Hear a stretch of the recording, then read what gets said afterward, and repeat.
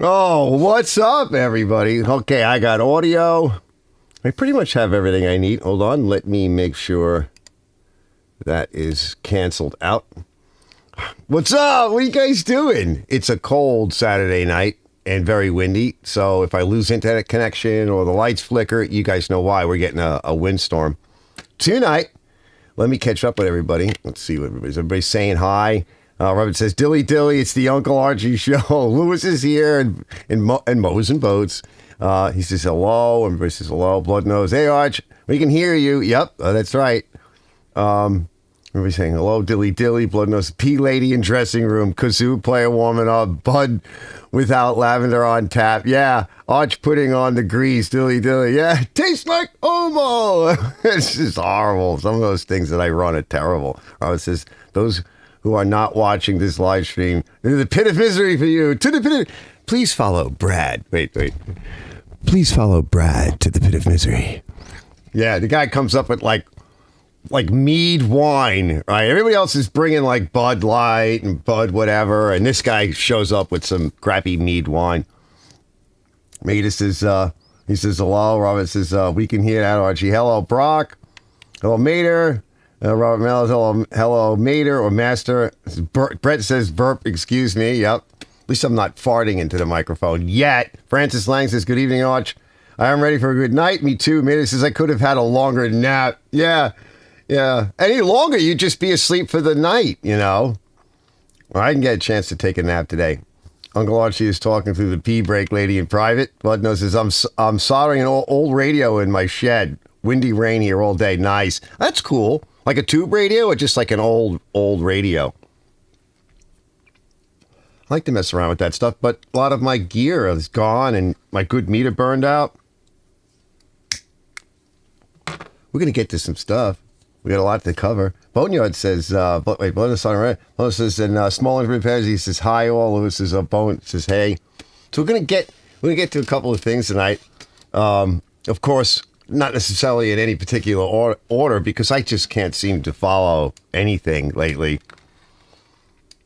I follow everything, and then I can't figure out what I'm actually following. So in Clown World, it's the Don't Say Gay. We're going to shoot over to Redacted, my friends over here at Redacted with the beautiful lady, and let her explain that. I think it's pretty funny. It's a short video.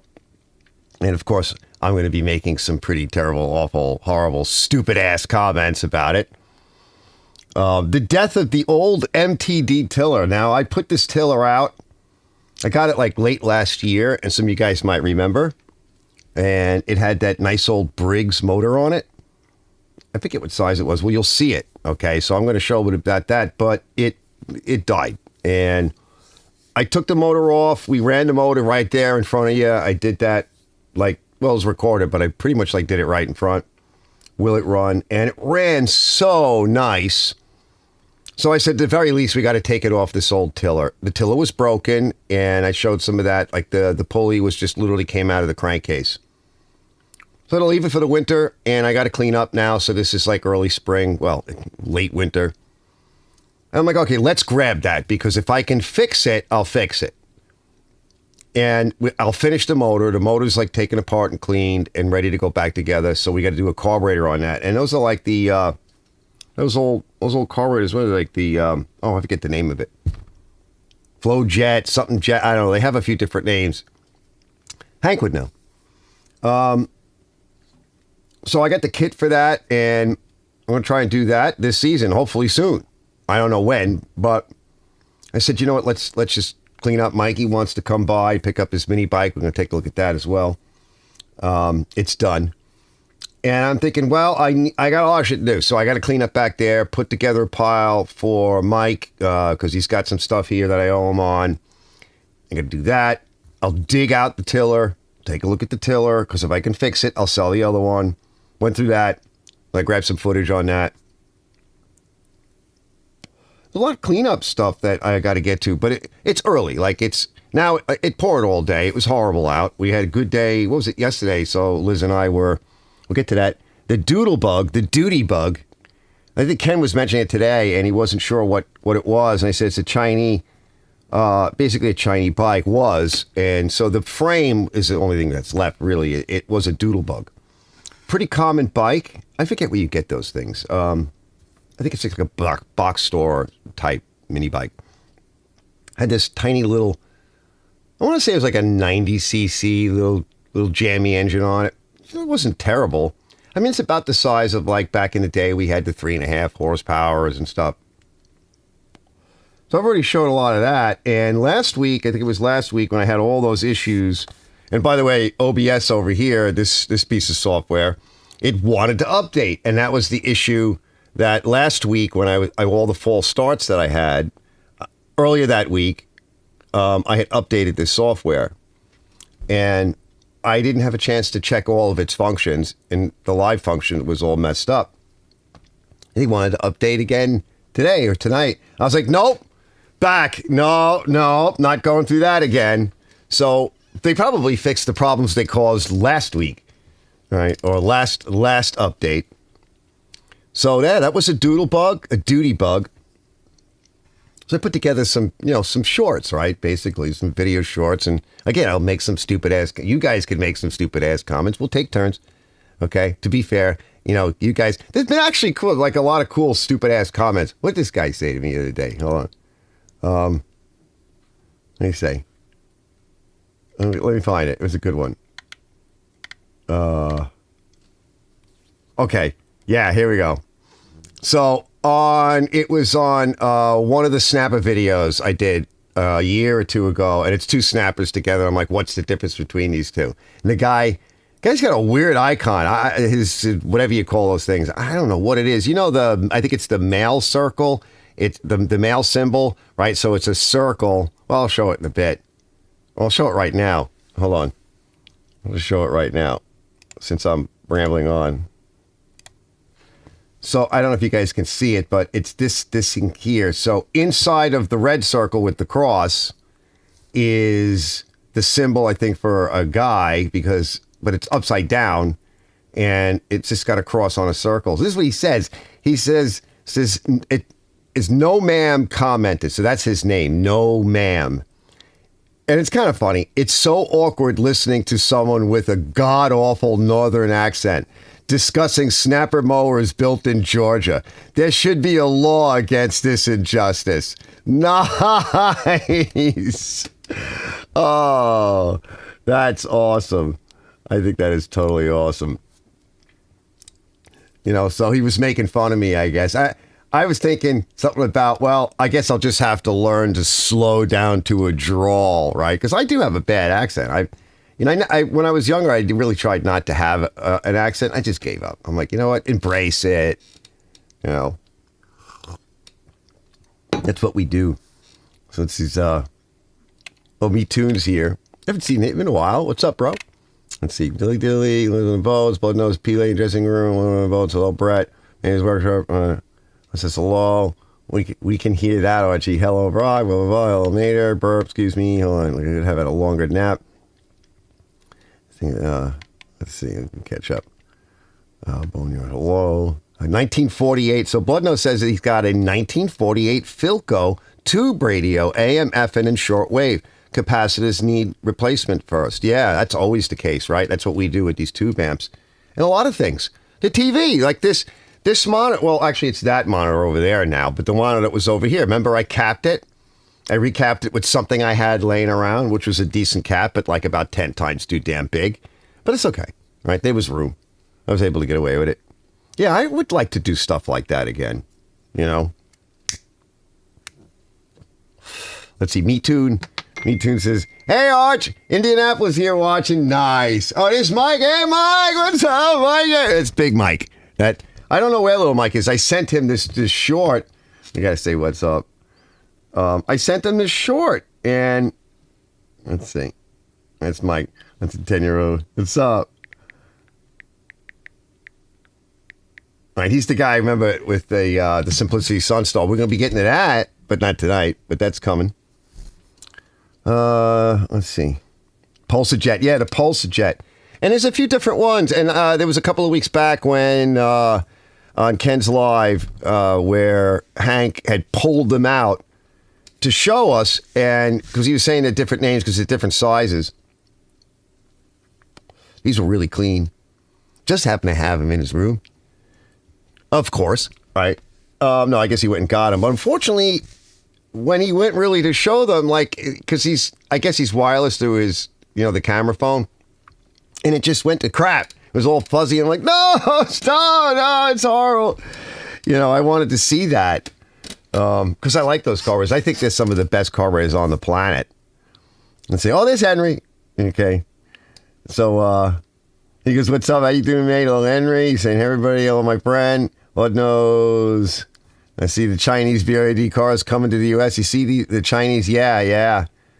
Yep. Oh, of course, that's always been a plan. And boats. And, well, that was one of the reasons why, like, they killed the pipeline. Like, when Biden first came in, he killed the pipeline, which just made everything ridiculously expensive, of course.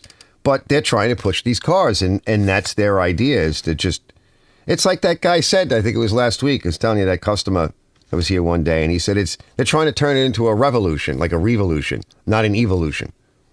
And people are just not responding to it. They don't want a lot of it. I mean, it'd be like a different. Edwards here is every time they update, they screw something up. Yeah, they do. They do. Sometimes you get something good out of it. DNR is here. Hey, DNR. Brett says it's a cool accent. Brett hasn't really had... You have a little bit of an accent, Brett, but it's not anything big.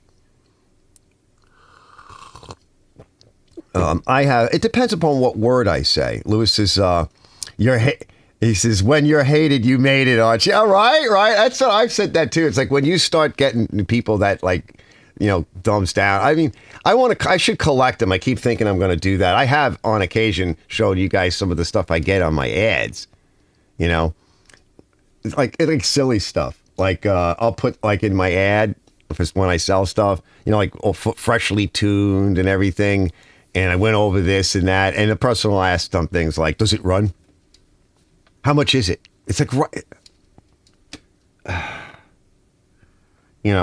Oh, the one I don't like today is best price. It's like some of the stuff I just don't answer. I'm not answering that. It's like on YouTube. I love it. I love it when somebody will ask me the question that I answered in the video and they didn't watch that part. Or if they've watched it, they're like, they want me to answer them in a text. And the problem with that is first of all, I'm long-winded and I can barely answer things having the advantage of a camera and audio. And when you take the time to answer something with the camera and the audio, you can be more expressive and kind of nail it down. How the hell am I going to do better than that with my writing, right? Like, my writing skills are not that good. So Oscar says, hey, Oscar. He says, can you help with a lawnmower? Sure, Oscar, what you got? We got plenty of people here that can help you. And we can all chime in. You got to tell us what lawnmower it is, what engine it is, a little bit about the lawnmower or thing, and then ask the question. That way we have a good idea. It says Mike sent me something. Hold on. Yeah, nice gift. I like gifts. Yeah, Lily's dropping a fart or something like that. I don't think you're going to be able to see it. Would you be able to see it? If I blow it up, will it blow up? No, not really. There we go. Wait. Turn to... Yeah, this will work. Yeah, let's see. I'll just shove it in the face of the camera. Nice. Which way do I go? Nice. Yeah, emergency alert. That's my chair. Let's see it. Brett says, hey, Ed, sounds like something Corcoran would like. DNR says there are some legends in here. Yeah, for sure. Definitely. Johnny Bravo says, good evening, gents. Sorry I'm late. Birthday bash over here with the kids and the ex. That's always nice to have, right? Edward says, just got done watching Caddyshack. Very funny. Step on a duck. Bleach. Hey, Bleach. He goes, oh my God, Lay's potato chips are on fire. What are you eating, the hot ones? I enjoy those. Actually, Liz was here and she dropped off cookies I got my cookies and my Girl Scout cookies, which there's some left. I didn't eat them all. And she brought some for my daughter or whatever. She goes, don't touch them. I put them in a bag over there. Don't touch them. I'm like, what? What do you mean? They're actually, they're I don't even think they're all for Christina. I think for other people. I didn't get to her daughter's thing today. I didn't even really realize it, but I worked today. I got a lot of good stuff done. We're going to take a look at that. Two-stroke blues. That kind of goes together, right? Because the smoke comes out blue. You know, a new customer, and he asked me if I could fix his weed whacker. The basic backstory is, well, he's about my age, maybe a little older, and his son bought a house. So congrats on that. And Dad's got a bunch of tools and stuff laying around, and he's like, maybe he can get him. I can get him running, and we can give him to the son. So that's cool. And I told him straight up. So we talked a little about maybe getting a little bit more about into fixing some of the two-stroke. I've sworn it off. Of course, that's like your curse whenever you say something like that.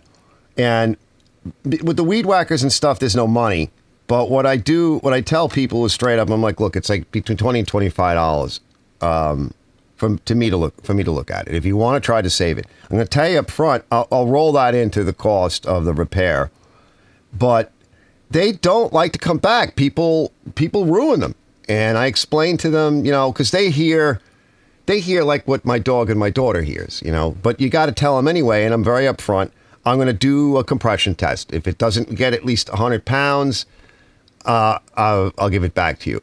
If it's really gooled up and it's pulling hard, it might get 120, 130, 150 pounds, but it's not real because the rings are stuck, and it could be all the gook that from it sitting. That's why the compression's so good. So you have to look into that. And a lot of times people don't get the mixture right, as we know, and they ruin the machine, whether it's a weed whacker or a blower or whatever. But I kind of tell them this stuff, and I go through it, and they hear this. They hear like in the Peanuts, right? Like the teacher and when the lady's on the phone, it's like, wah, wah, wah, wah, wah, wah, wah, wah, wah. All right, they don't know what the hell you're saying. It's like they hear what my dog hears, frisbee, blah, blah, blah, blah, blah, blah, blah, food, like my daughter, blah, blah, blah, blah, blah, tractor. That's Mike saying. I got to turn that heat down. Let's see say, this is, people don't kill the kids to do wrong gas, huh? Oh, yeah, wrong gas. Yeah, totally. There's so much that can go wrong with them. However, people are struggling and things are getting expensive. Not everybody wants a battery-powered thing. And which goes back to the other comment earlier. So with the right tools and stuff and giving the disclaimer, and so I'm going to show you a bit about that, what I was going through today. I didn't finish it, but this is what I mean. Okay? But I'm going through steps and it seems promising. And I text the guy, like I try to do that with my customers, and it can be a bit of a long-winded text. I give a little bit about what I go through so that if things don't work out, you're paying me, bro. And the other things too, is that he's got other machines. So these machines, as we know, are not that robust. And a lawnmower, he was telling me about a tractor he has. They put a different engine on it. This was a while ago. So he may have other things and may want to decide to use me. And that way, I don't blow it on something. Because something small, right? Because a lot of people just have to hand you something simple to see, right? A carpenter, you call a carpenter up. There's like, can you fix that little hole in my deck or something? Meanwhile, you're thinking to yourself, geez, I need a lot more work than that. But I don't know if I trust this person. You always got to come from that point of view. So they see a big long text and they don't know what the hell you're saying. And I tell them to go look at my channel, and they don't know what the hell I'm saying. But a lot of them have shared with me is that, I looked at all this stuff. I don't know what the hell you're saying, but it looks like you're doing it in earnest and you're trying and you're showing people, which means that you're not hiding anything.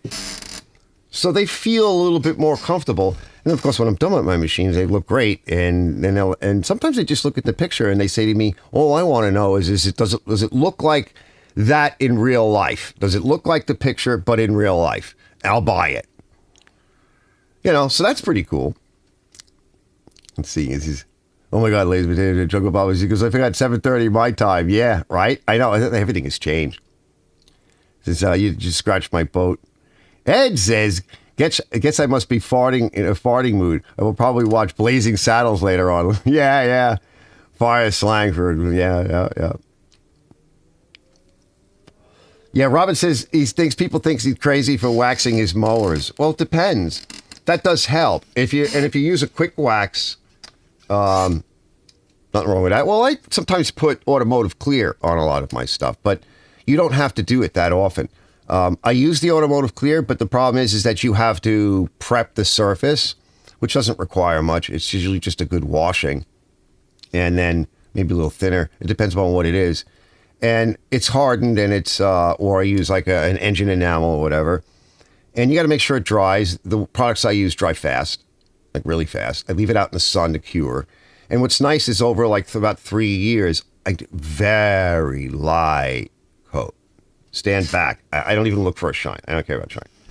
Stand back, let it kind of go on. It sticks in good, and then because it's thin, it ablates. It ablates. It just comes off. It doesn't peel, right? I'm not looking to put like that kind of like depth, like where you got clear coat on so deep, it feels like you could get in it and swim in it. No, it's just to protect things. And over about 3 years, it'll be gone from the washings and whatever. And then it'll look like the day that I put that clear coat on. So it never seems to, nothing turns white or anything. You can put it on a lot of things.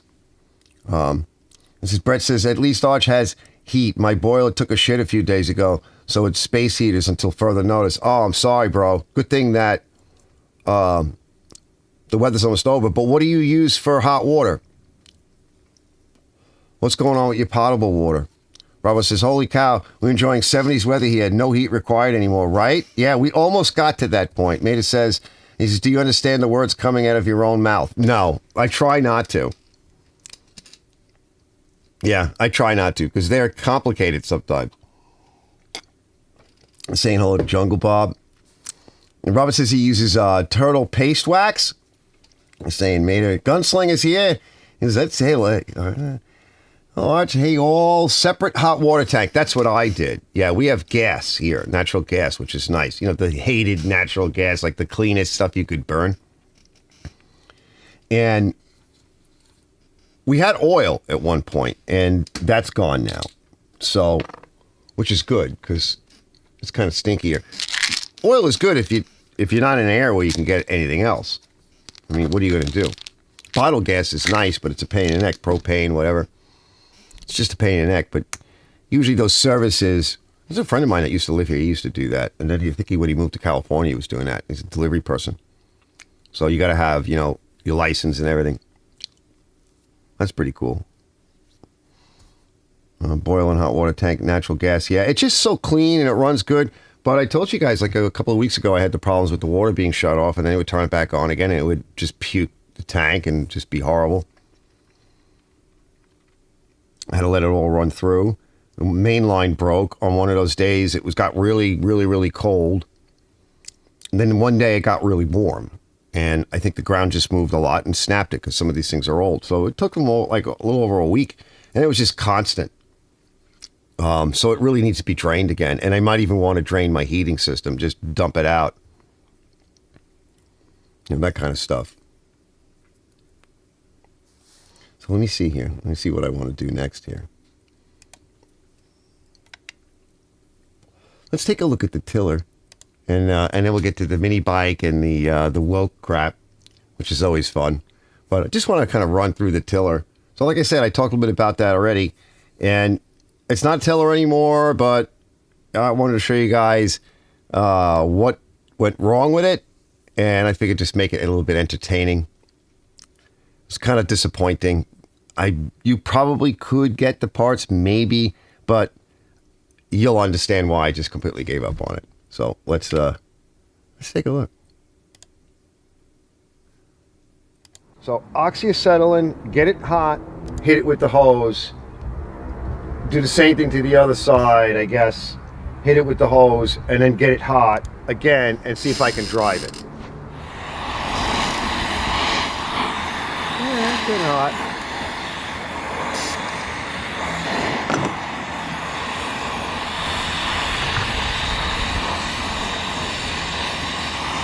still not hot enough yet. There's a lot of metal here. Yeah, she's hot. I don't ever slow up, no I don't take shit. I got no love for the fakeness. If you wanna play tough and wanna hate this, I'll always show up. I don't ever slow up, no I don't take shit. I got no love for the fakeness. If you wanna play tough and wanna hate this, I'll always show up and make a statement. I don't ever slow up, Oh, it's no hot. I don't take shit. I got no love for the fakeness. If you wanna play tough and wanna hate this, I'll always show up and make a statement. Everything I do so instinctive and so passionate. Every word I move so descriptive like an adjective. I got a vendetta against people who patented being negative when you should be getting after it. I got facts over tracks, isn't that? Spitting slow, spitting fast, I could roast, I could gas. Think I'm okay at last, but I don't know if that can erase all the past. And the pettiness, a reflection of the emptiness. Hilarious, you think you're worth my time, you're delirious. Mysterious, because you hide behind a fake exterior. Inferior, you know I'll always be a bit superior. Get off of me, this ain't no humble brag. I want you to hear words, you can say them back. I want you to feel free from the chains at last, and to believe in what you got, it was built to last, yeah. Now that I've been put through hell, I never got anyone's help. I had to do it all myself. I don't ever slow up, no I don't take shit. I got no love for the fakeness. If you wanna play tough and wanna hate this, I'll always show up and make a statement. I don't ever slow up, no I don't take shit. I got no love for the fakeness. If you wanna play tough and wanna hate this, I'll always show up and make a statement. Gonna learn the consequence of being incompetent. Mental health is confidence, dreams into modestness. I'm not here to save the day, that's for you to take away. I could play a million mind games, but instead I say something not illogical, something that is topical. Rub it on and watch it go, make yourself unstoppable. Dreams are irresponsible, but they're always possible. If you just believe, you could be so remarkable. Thoughts in my head, a collage and they spread. I'll be great one day, going off of my meds. No, I'm not giving up, no, I'm not giving in. I will make it to the top, taking off in the wind. I gotta make it, I'm saving every day to taste it. I'm patient, but my mind, it can hardly take it. I'm chasing a dream that I've had for several ages. A vacant, modern kingdom for the taking. Now that I've been put through hell, I never got anyone's help. I had to do it all myself. I don't ever slow up, no I don't take shit. I got no love for the fakeness. If you wanna play tough and wanna hate this, I'll always show up and make a statement. I don't ever slow up, no I don't take shit. I got no love for the fakeness. If you wanna play tough and wanna hate this, I'll always show up and make a statement. I don't ever slow up. All right, so that thing is pretty cool, but it's dead. Let's see what you guys are saying. Let's see. Meta says, "Did you see that Ego has it? Yeah, 56-volt mini bike. Yeah. That might be fun. I might like that." Bleach says, "There was a guy that was supposed to show up to pull parts off the Snapper Comet, and he flake out. Yeah, no show. So just pull them off yourself and sell them." Bleach says, "Heat and quench. Yeah. Rap music shit's getting real crazy, buddy. Yeah. So you can see." So a couple of comments on that. So that motor ran so nice. And all I did that day when I made that thing running, so you saw it at the end, right? It was all together and I kind of cleaned it off. But it was in pretty good shape, but it was broken. And that was a separate video. So, well, you saw the chain case. But first things first, I couldn't get the pins out. And the way that thing is set up, so there's the shaft that comes out of the gear case, and usually the tiller tines just roll on there and you can reverse them around, right? So they just go on, you can reverse them, and they just go right on the shaft and they can lock up. And that is often the death of a tiller, because ultimately, I mean, the tiller that I have that I went over like a year or so ago, it has one tine that's locked and I'm having a problem with it, but I'm going to leave it. Okay, because I got the others to come off, and it runs good, but that can be a death. Now, this one, you have the shaft, and then the inside tine goes over that. That tube extends, and then the outside tine goes over that, and then the pin goes through. I'm like, so first I try to settle, and I don't have a lot, but I have a bunch of it. Then I'm like, no, we got to go to oxyacetylene. I'll bring it outside. I'll quench it. The pin wouldn't move. I had to shear the pin off, cut the pin off. The pin wouldn't move. Nothing's moving. And I'm like, gas is oxyacetylene is expensive.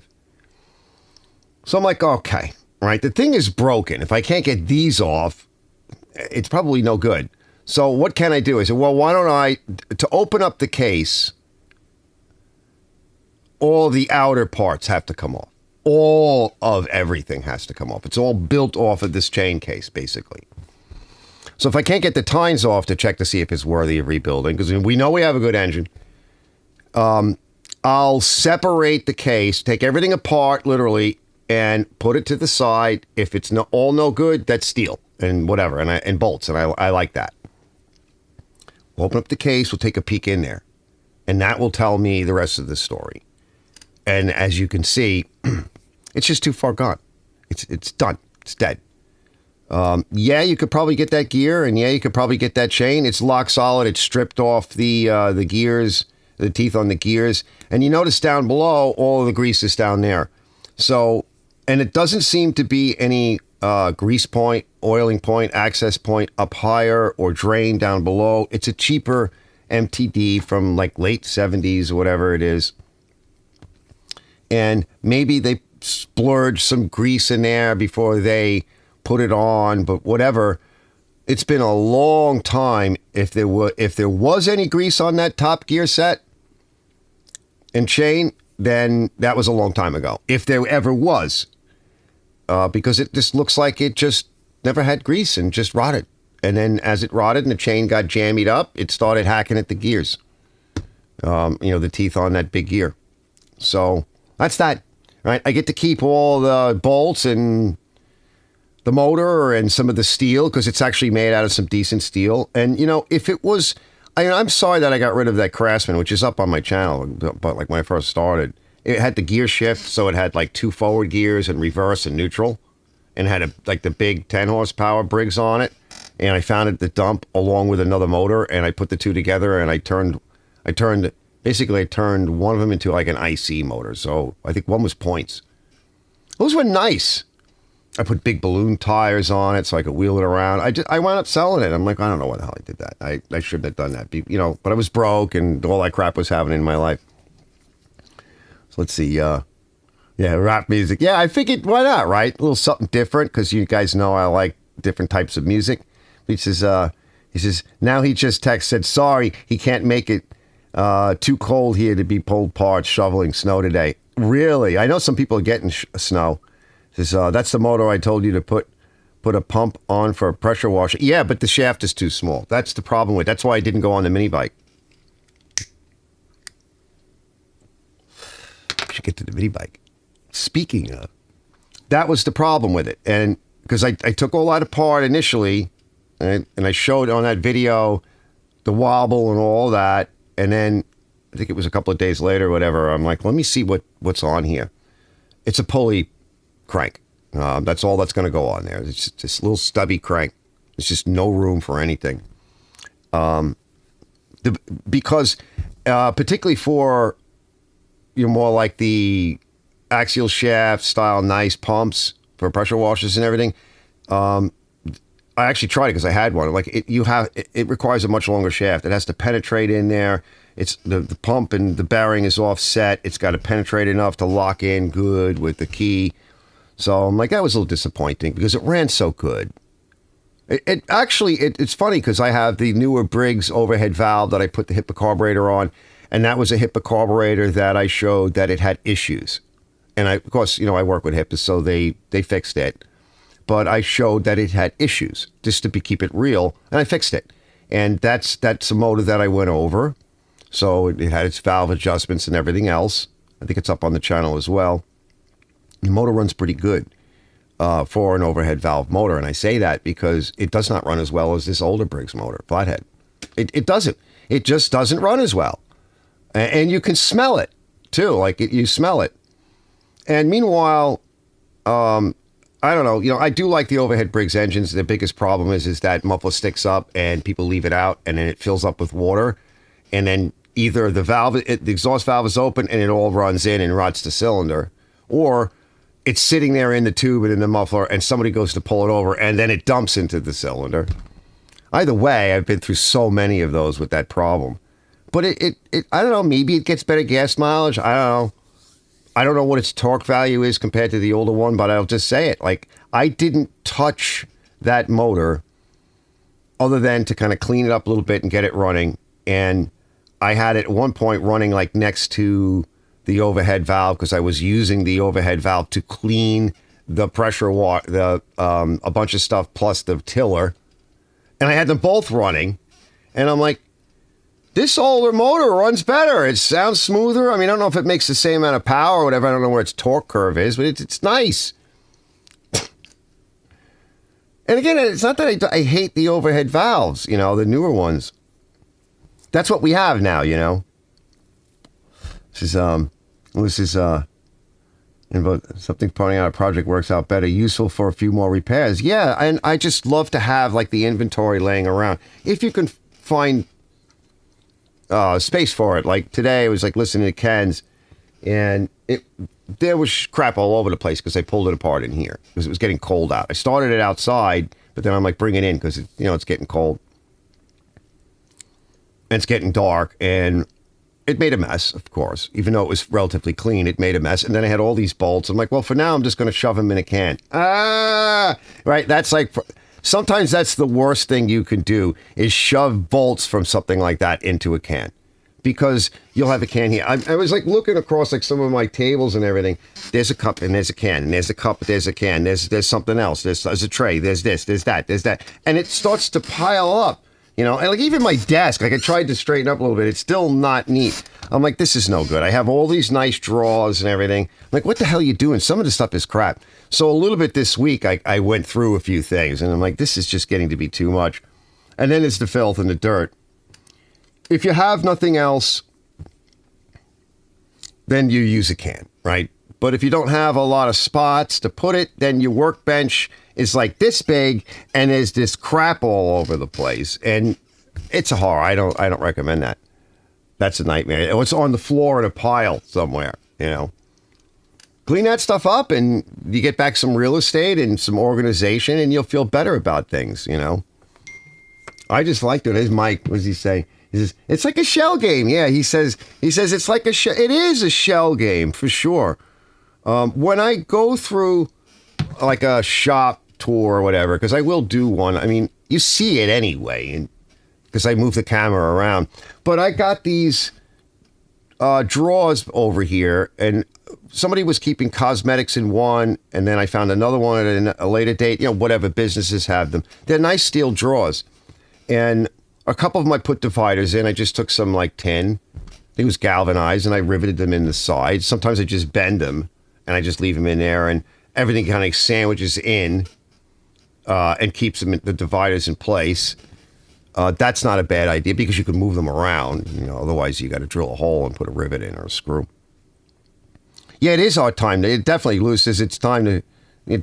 This is it. Like for at least us in the colder areas, knowing that the spring is coming, it's time to straighten up. And I've got so much stuff out there in the yard that I got to go through. And Mike at some point is going to come to pick up his mini bike, so we're going to show that in a bit. And he's got a lot of equipment here that I haven't paid for yet. Mostly because when he brought it, it was the end of the season, like towards the end of the season. So rather than him have it stuck at his place, he was doing his cleanup. I'm like, just bring it here and we'll just do like a per diem type thing or whatever. And we'll just shove it in the corner. So I take pictures of everything. And a lot of times I show you guys that stuff. And it's nice because it has dates on it. But he's like, see if you can organize all that stuff and give me a list. And we'll finalize pricing. And then I'll knock some money off, for the mini bike and yada, yada, yada. And like, we'll get started on it because it's been sitting all winter. And that was the idea is like, just bring it over here, shove it in a pile, whatever you find, whatever you feel like, bring it over here. You can clean up your spot. I'll clean up my stuff. Yeah, it says, Brett wants to show his short on his Honda video. Yeah, that's nice. Yeah. Shangri-La, la-di-da. Spring has sprung. Yeah, yep. Yeah, we'll have to take a look at that. Here, let me go. Let me just set that up, and then we're going to take a look at the mini bike. Let me go to Brett real quick, because my Honda, I did not take care of it, fellas. I'm sorry. I put it away the way I used it. Okay? And it seems like I do that so much. Like, I take care of it every year at some point. But I used it. I was cleaning up back there before Mikey brought all that stuff. I moved some stuff forward, moved some stuff around. As I was doing that, there were leaves everywhere. I brought that guy out, and I think another one, and I used it and ground up crap. And it has gas in it.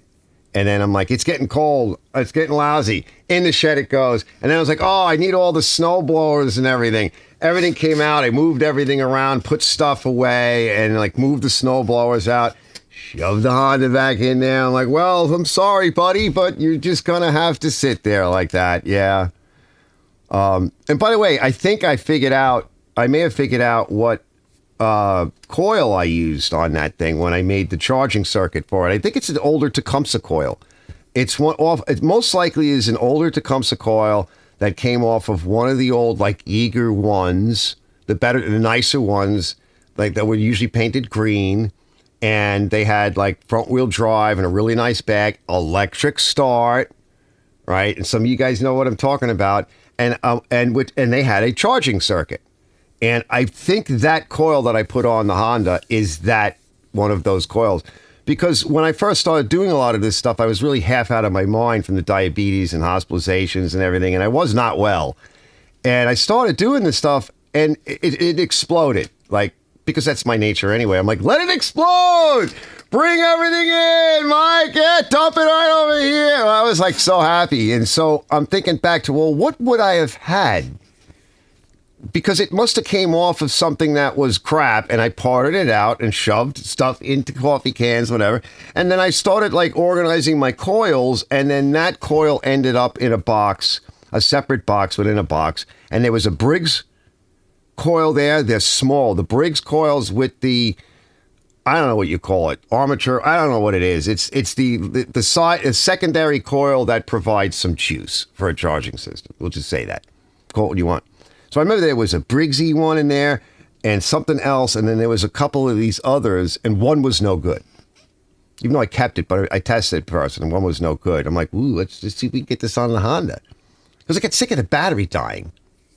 So now I understand that the newer ones, the new Nightmare, newer variant that they discontinued of Honda, does have a charging circuit on it.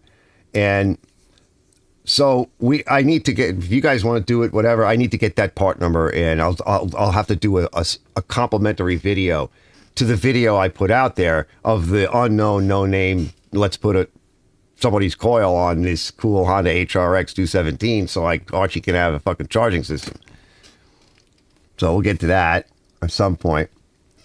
Robert says, had to use a breaker bar and a cheater bar to remove a blade bolt on the Craftsman's YS mower just to make sure it will be easier to remove. I put some red and tacky grease on the bolts. Nice. He says, I like that red and tacky. Yeah, I got to get myself some of that stuff. That stuff is nice. Let's see. Where is Brett? Just run that.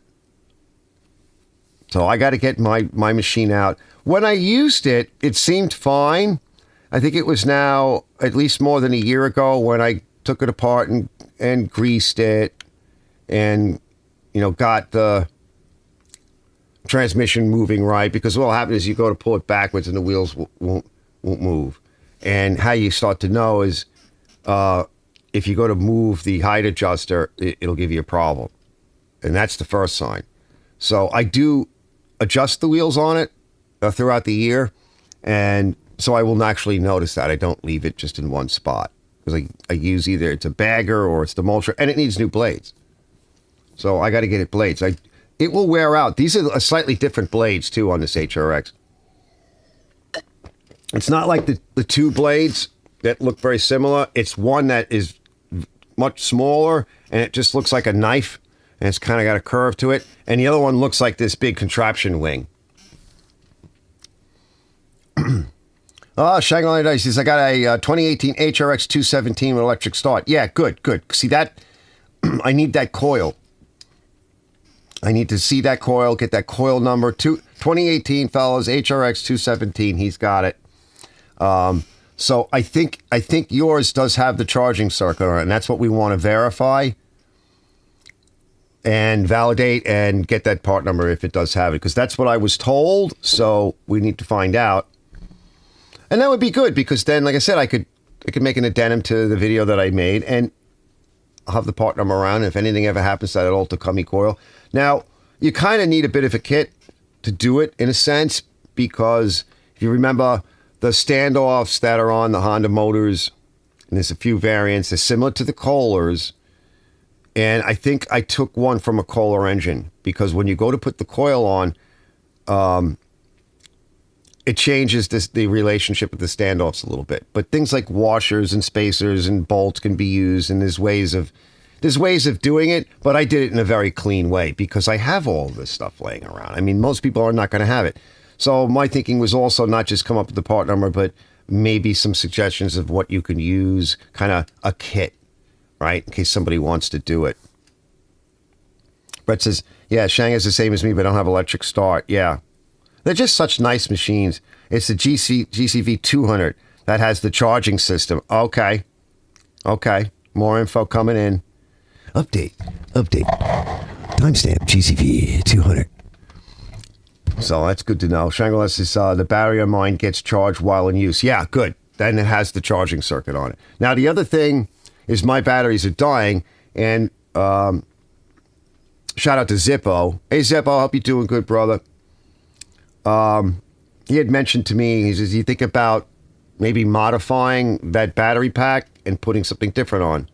And yeah, I showed you guys like a week or two ago that battery that I got from that company, so we're going to be fooling around with that. Now, we just need something small, but they have one in the Li-I that looks like it's about the right size, and maybe I want to make something. This is why having a 3D printer would be fun for somebody like me, because I could just kind of look at what was there, take some dimensions, and then come up with an idea for a case that you can screw together, map it out on a 3D printer, print it out, and then assemble it.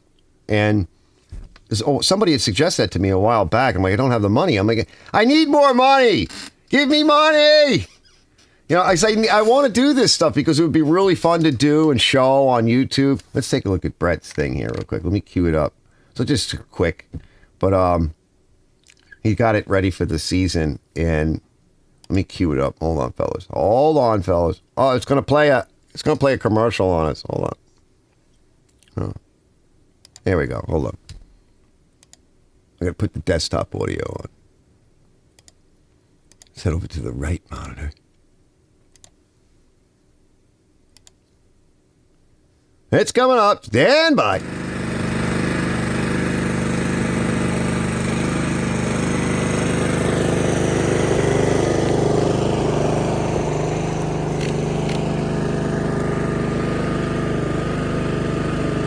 It's so smooth.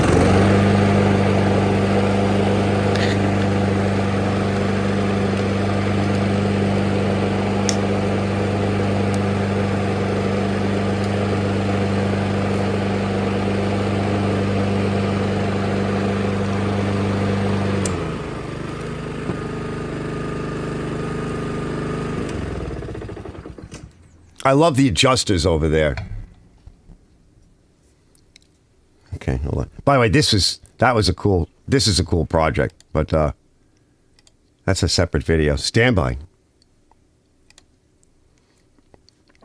Let me kill the desktop audio. So I have, what's left of this once majestic pine tree in my yard, and it drops, the pine needles, and it used to drop a ton. And, I've had a lot of lawnmowers.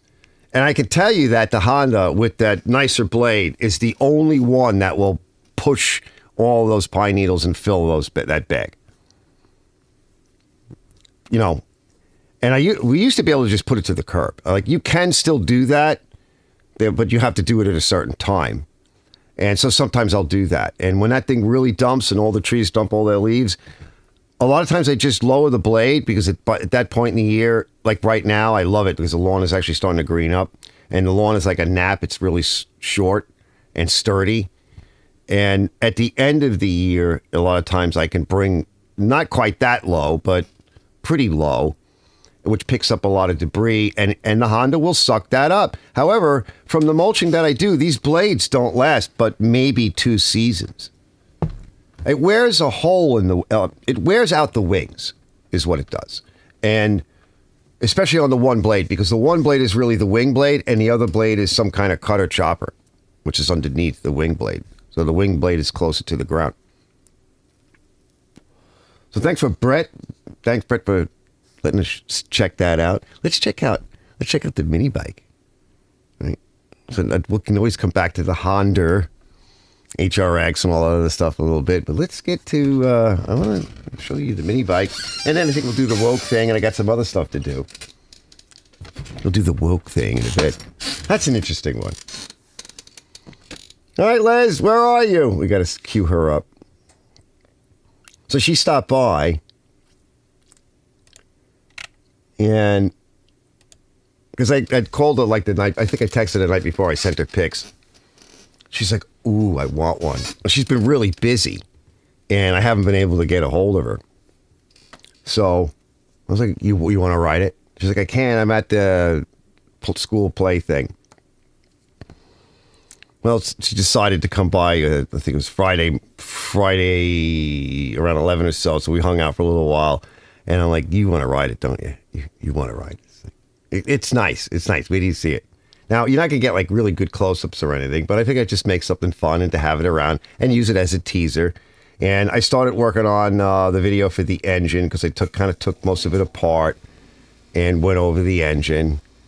So it's a 5 point, for those of you who don't know, it's a 5.5 horsepower Takumi on a Doodlebug.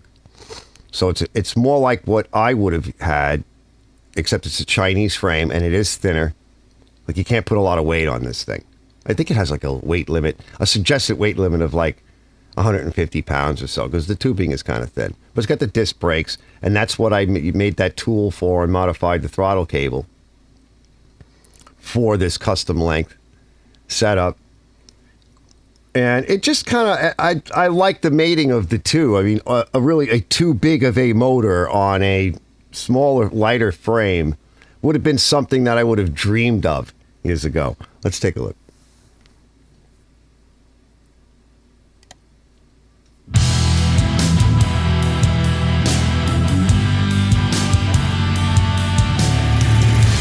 All right. Now, hold on.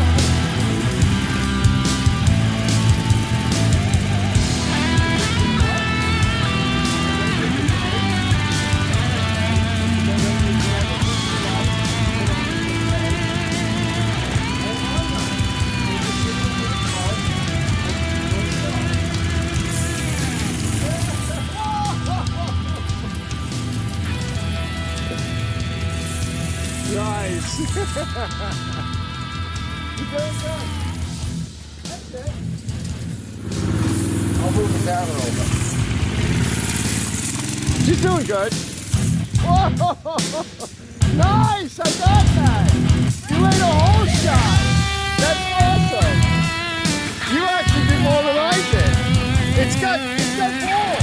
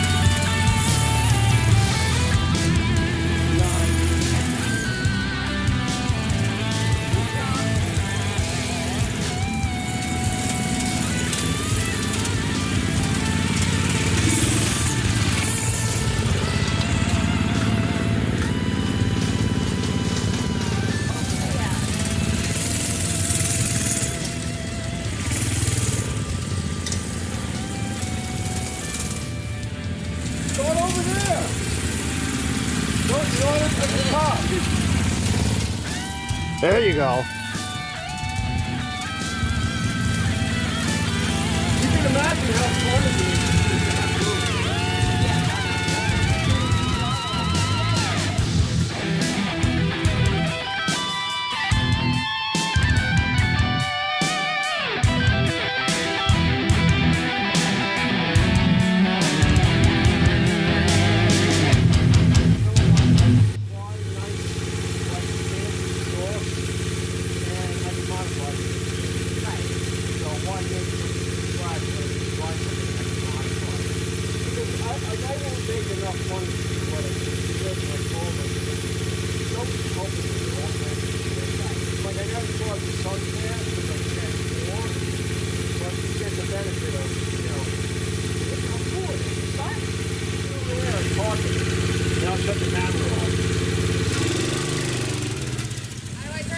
With the switch. Yeah. All right, fellas. I'll see you guys later. We're getting out of here. Say hey to Liz.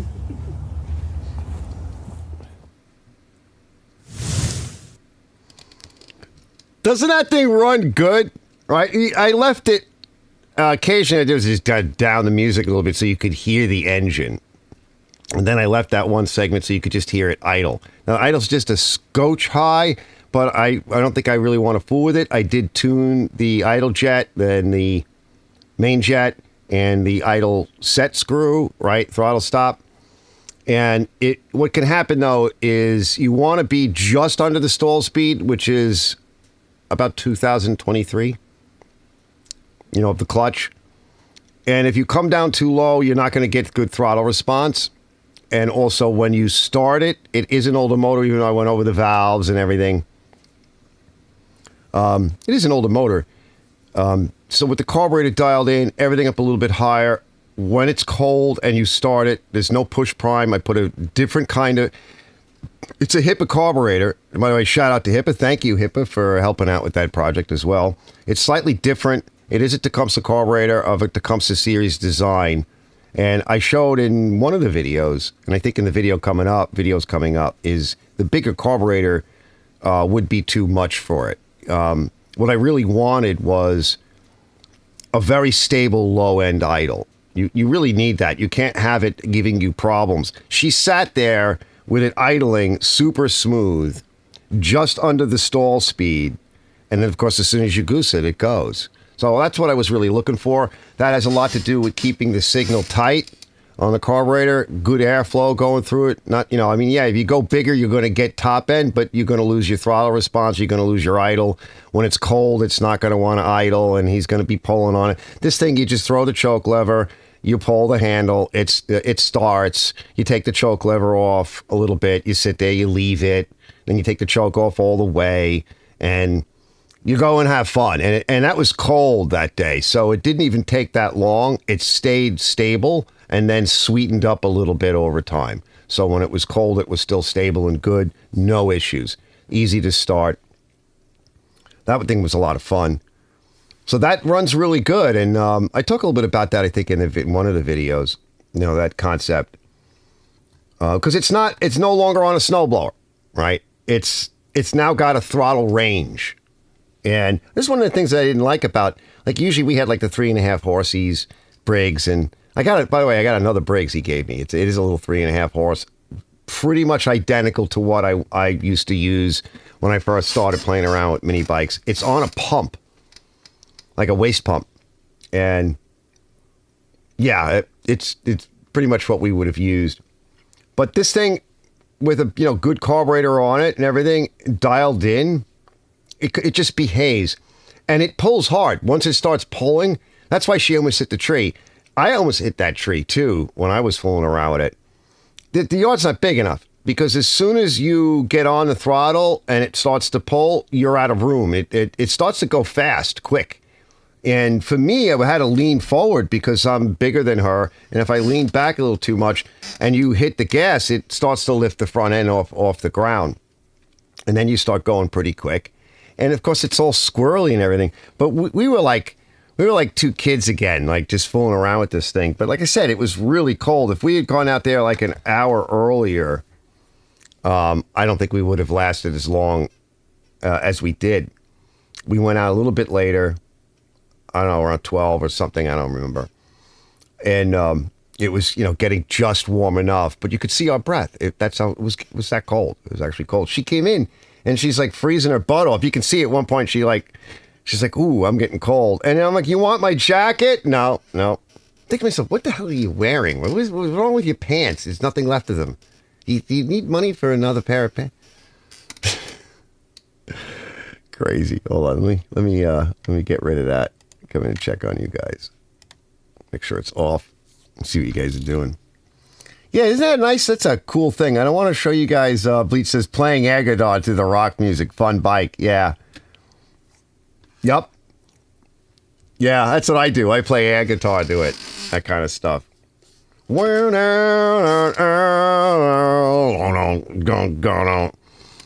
get a kick out of that kind of stuff.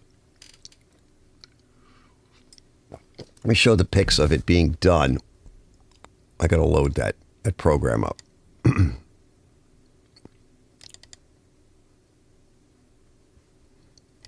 going to put it over on the right monitor, so you can see a little closer view.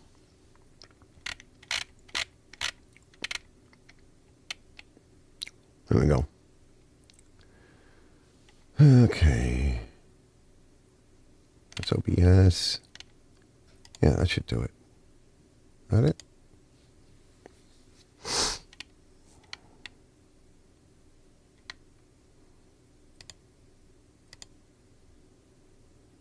Yeah, this is it, I think. I'll run this real quick.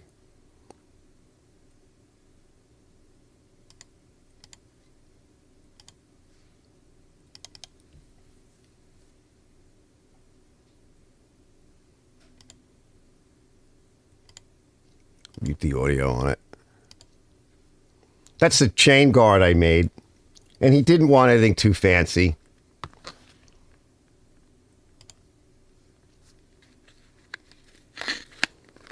It's raw, unedited footage. As the carb.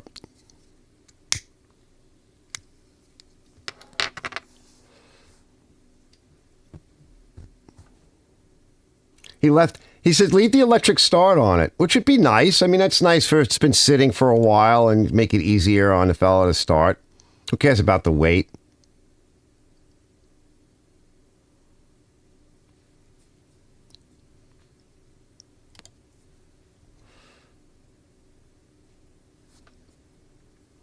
It just barely fits.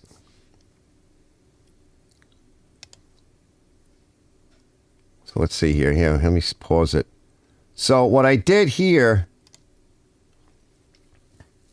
so that's the carburetor. And what I did was the rear fender did not fit right from day one. They just forced it on and jammed it into place. But I needed a little bit more room. And I said, all right, well, it needs to be modified anyway because I can't get the damn thing on and off in my testing.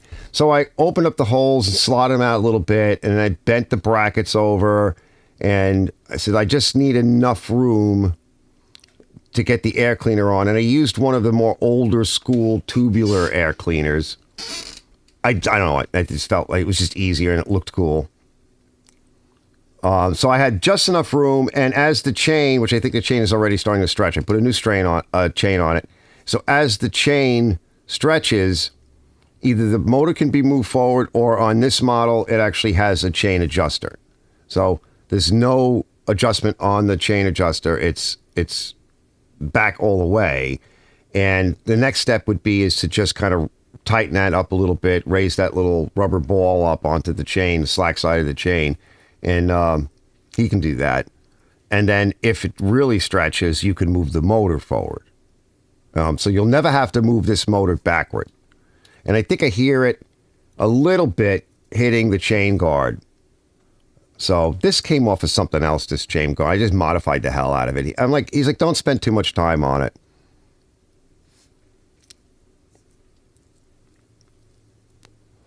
It's a pleasant look.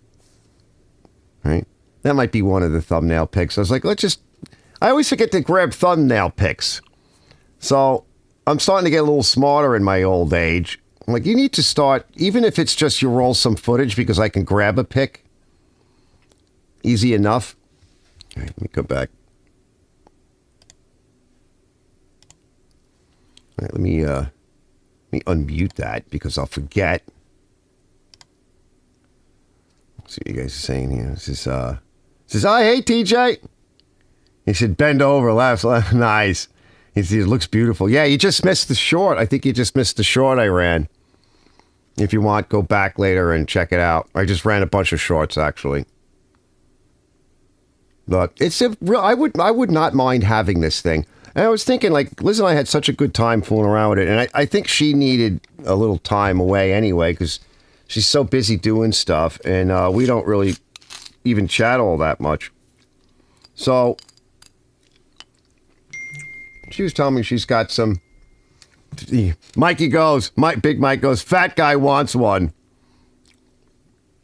Yeah, no, not this one, Mike. We'll have to make you a custom one. A fat boy. Right? We gotta make Mike's a big guy. We gotta make Mike the fat boy variant. If he sat on this, it would probably just no, he's not that heavy. But he needs something. He's a big boy. We need to that'd be cool. We need to find something that we can use and make Mike the fat boy variant. Right? It's so insulting, but it's so fucking funny, right? I think so. Because I think she needed some time and just to kind of unwind or whatever. So I was thinking to myself, well, maybe you can get her over here with the mini bike and then get her on it. And she used to be a lot more fun, like years ago, I guess, the both of us when we were younger. We'd get into trouble doing stuff, whatever. It was fun, nothing bad, but we would do some silly things. Mike's looking now. He's like online. He's like, I gotta find a candidate for the fat boy. Yeah, I'm fucking psyched. I want to build a fat boy now. Now I'm like, that's it. We're building, fellas, we're going in. We're building a fat boy. We gotta. I didn't hear from Mike today. I sent him over that short. He goes, chicks dig bikes. Yeah. Yep. She saw Mikey's motorcycle in here, and we were talking about it. Like, she wants one, but she doesn't want one. Like, you know, it's that thing. Like, for me, I'm done now, right? Yeah, and scars. Yeah, chicks like bikes and scars and tattoos, right? And the smell of booze. Oh, no. Those aren't the chicks. I'm so done with that. And scars, right? You need a good scar. He says, TJ says, oh, yeah, wait. Robert says, nice looking shiny tires. Yeah, I wanted that effect, initially, right? That's how my lawnmowers come out. Christina's laughing. You guys know. Christina knows, right? Christina knows the... Oh, yeah, Liz turned me on to Teddy Swims, his playlist. He did one of some chick's tune, like a blues girl. She's laughing. What the hell is it? I forget what it was. I can't think of her name now. We were just talking about it. It was like a bunch of years ago. Give me one reason to stay here and I'll turn right back around, right? That was the line from the song. Really good. And he kept everything like original. So I have real soulful stuff. Give me one reason to stay here and I'll turn right back around. That kind of shit. And real soulful. And I'm like, listening to this with her. I'm like, wow, this guy's good. So I'm going to check that out. TJ says, okay, cool. It's clean up basement. Had a flood from the washing machine. Oh, that's not good. Lewis says 10 horsepower. Next, maybe. Yes, at least. Yep. Mike, we need something like, what did she say? Somebody said something else. At least 10 horsepower for that. Hold on. Cancel that. It's trying to update. Cancel that. Important notice. Yeah. So Christina knows, right? Tractor. Because she just says that. Like, I'll be telling her about something I'm doing out here, and she just looks at me, and the eyes start to cross, and all she hears is tractor. It's like what my dog hears. Blah, blah, blah, blah, blah, blah, blah, food. Yeah, she goes, Robert says, hello, tractor, young lady. I don't know if she's listening. I sent her that video short on Messenger, Facebook Messenger. She doesn't always check it or whatever, but I sent it, I think, earlier today, so she may not be listening to the show. She just sent me a haha message on Messenger, on Facebook Messenger, so I think she just probably watched it, and maybe Mikey will watch it in a little while too, because I think he was probably busy out wilding,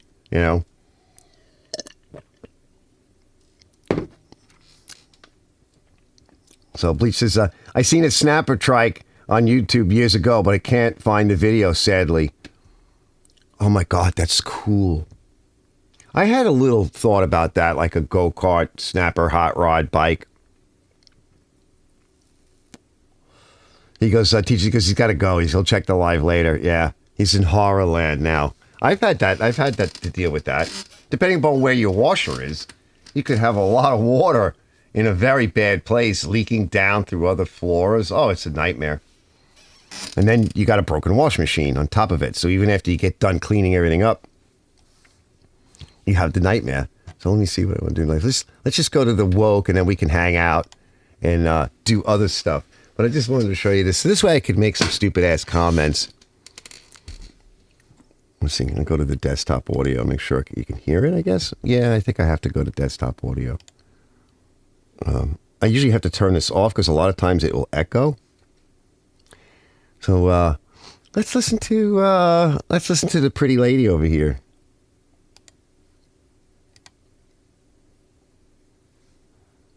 Well, I thought liberals were afraid that we should be able to say gay. That was their whole argument against the Florida education bill, that they were worried that we wouldn't be able to say gay and we should have the freedom to.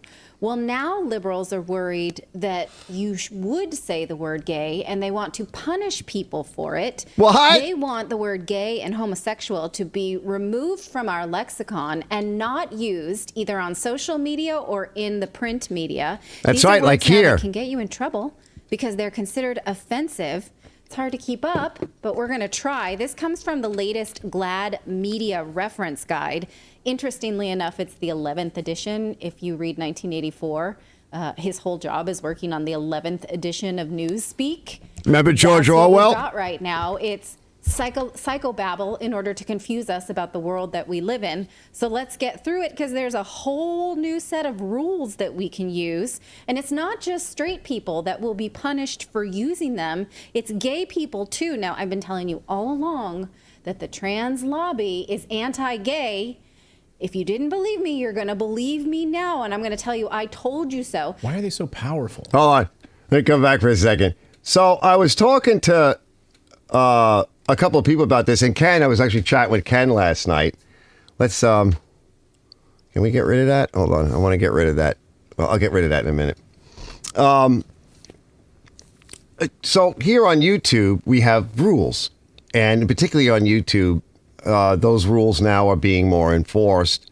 And they're coming from organizations like this, as well as others are putting pressure. And you could lose your channel. And I was mentioning to Ken, I said, well, Wayne will come up and say something about Trudeau or wherever else. And I said, I am familiar with some of what's going on in the UK.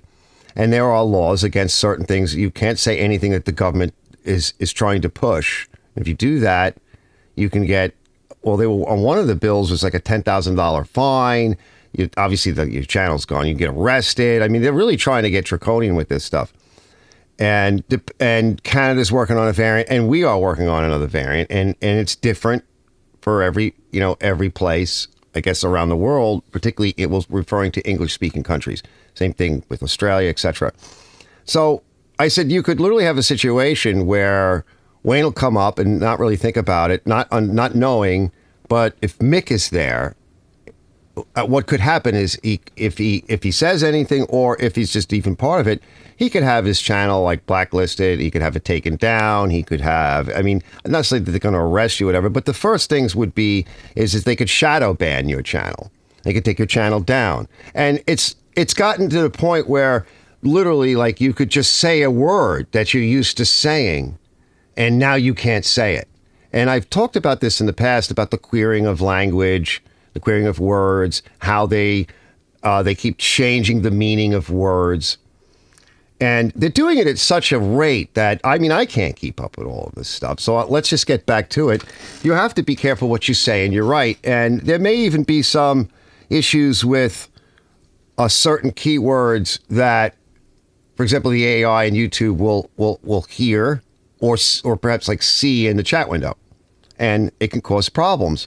And it's the same kind of technology. It's just more advanced, but it's very similar to copyright issues. Except the consequences are more dire. Let's get back to this pretty lady over here. It's so windy. I can hear it howling out there. A lot of reasons. We've been through that let's table that for now. A popular TikToker named Mr. Buck Angel has had videos removed for this very reason. And look at the reason that TikTok gave Mr. Buck Angel: gay and homosexual.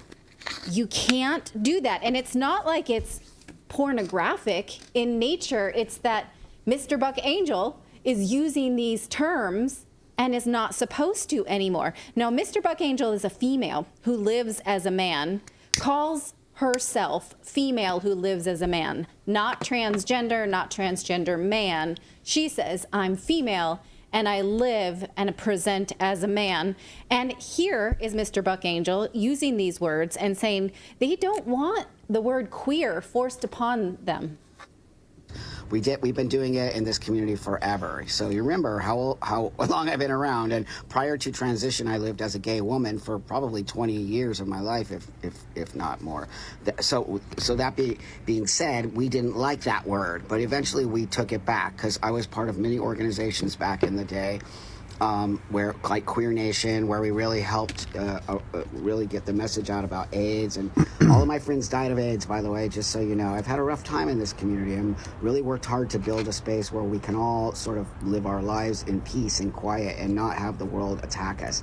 And then these new so-called trans people come along, activists, trans, queer, whatever the heck else you're all identifying, without even understanding your history or your past, and just using your entitlement now to sort of push the rest of us out after we did a lot of the work to help get us in this space. And if you notice, I say we, not me. Many of us fought to get to here. And now you're going to force us to use a word that really was used against us on so many levels. It's our choice whether or not we want to use that word. Many of us find it offensive. Many of us will not touch that word, and you have to respect that. The word homosexual or gay or lesbian or transsexual is something that means something to many of us, and you will not take that word away from us. You're playing a very dangerous game, trans, queer community. You're playing a very dangerous game, and you'll lose. You will lose. Okay, now Mr. Buck Angel goes on to say, we need to then find platforms where we can say homosexual. We fought for gay rights, which is another word you can't use. I'm going to show you that in a second. And we're going to call ourselves homosexuals, no matter what you say. Well, for now, we can say those words on YouTube, but let's see for how long, because here are the rules. According to GLAAD, which is the Gay and Lesbian Association, right? Now they are saying, here's how they define homosexual. This is a media reference guide, which is to be forced upon the rest of us, that homosexual is an outdated clinical term, considered derogatory and offensive. They don't exactly say why. They just say that, you know, already the Associated Press, the New York Times, and the Washington Post have decided to restrict usage of the term. So if these media outlets are saying they're not going to use it, then the rest of us are going to be expected to follow along. Who's asking a question? I was like, not only does it not say why, it doesn't say derogatory to whom. Yes. Right. Like who's like, and that's kind of important, isn't it? If you're going to like ban something because it offends people, shouldn't you also? He's know the producer. Who is being offended by it? Is anybody? Or so he's responsible. That are actually consider them. But what's said? Offended largely by the word homosexual. Right. I have not heard that. They're just saying that. Now, according to GLAAD, gay is fine, though. So who knows why Mr. Buck Angel had videos removed from TikTok for gay content, but you have to think that that's coming, too. Here's their definition of gay, and that is okay to say. One thing that they continue in this long reference guide to say, but don't use words like the gays, because that's offensive and it's something that old people say. While or the homosexuals, they also like don't me. like the transsexuals. Is he one of them? They're gays? Yeah, I mean, it doesn't really say exactly why. I think they think that it's kind of reductive to, you know, like the Asians or whatever. I'm not exactly sure. And, you know, they're saying what terms are offensive for their community only, but the term cisgender is totally fine. Now, that usually means non-transgendered person. Most non-transgendered people, I want to get to that, included, really don't identify with this word and don't like it. But GLAAD thinks it's totally fine to force it on us while they define how we should talk about them. Also, in their definitions, they say you cannot talk anymore about gay rights, even if you are for them. Now, think about if you're somebody like Mr. Buck Angel or his friends or her friends who fought so hard for gay rights as a movement, as a political movement, especially in the Clinton administration, and now they're being told you can't even say that. You can't say gay rights because people who are for the LGBTQ community are not asking for rights that are different from the rights everyone has. They're simply seeking full equality under the law and to end discrimination based on sexual orientation, gender identity, and gender expression. So, all right, hold on. Where are they being discriminated against based on? I'm coming back real quick. So a couple of things I just wanted to point out. Now, it's not just this. There's many words, particularly on YouTube or any real social media platform, right? That's most of us use. And one of the problems, one of you guys mentioned, I'll go through it, is we have the first, Shangri-La says we have the First Amendment. Yes and no. They're trying to get rid of all of that, obviously. Now, let's say for a time being we have a First Amendment. Well, we really don't because they've been not allowing you to say certain things. My friend had mentioned to me that, well, you don't own that platform. It's privately owned. Yeah, that is one of the problems that we're having. But you don't really want it government owned either. So we're in a conundrum here that's very hard to get out of. So let's say we have, as an exercise, let's say we have First Amendment rights and we feel that we can say a word, whatever the word is, there's a whole lexicon, like a whole list of stuff that you should not talk about and cannot say. And the words therein, you might not realize that you use them more often than you think.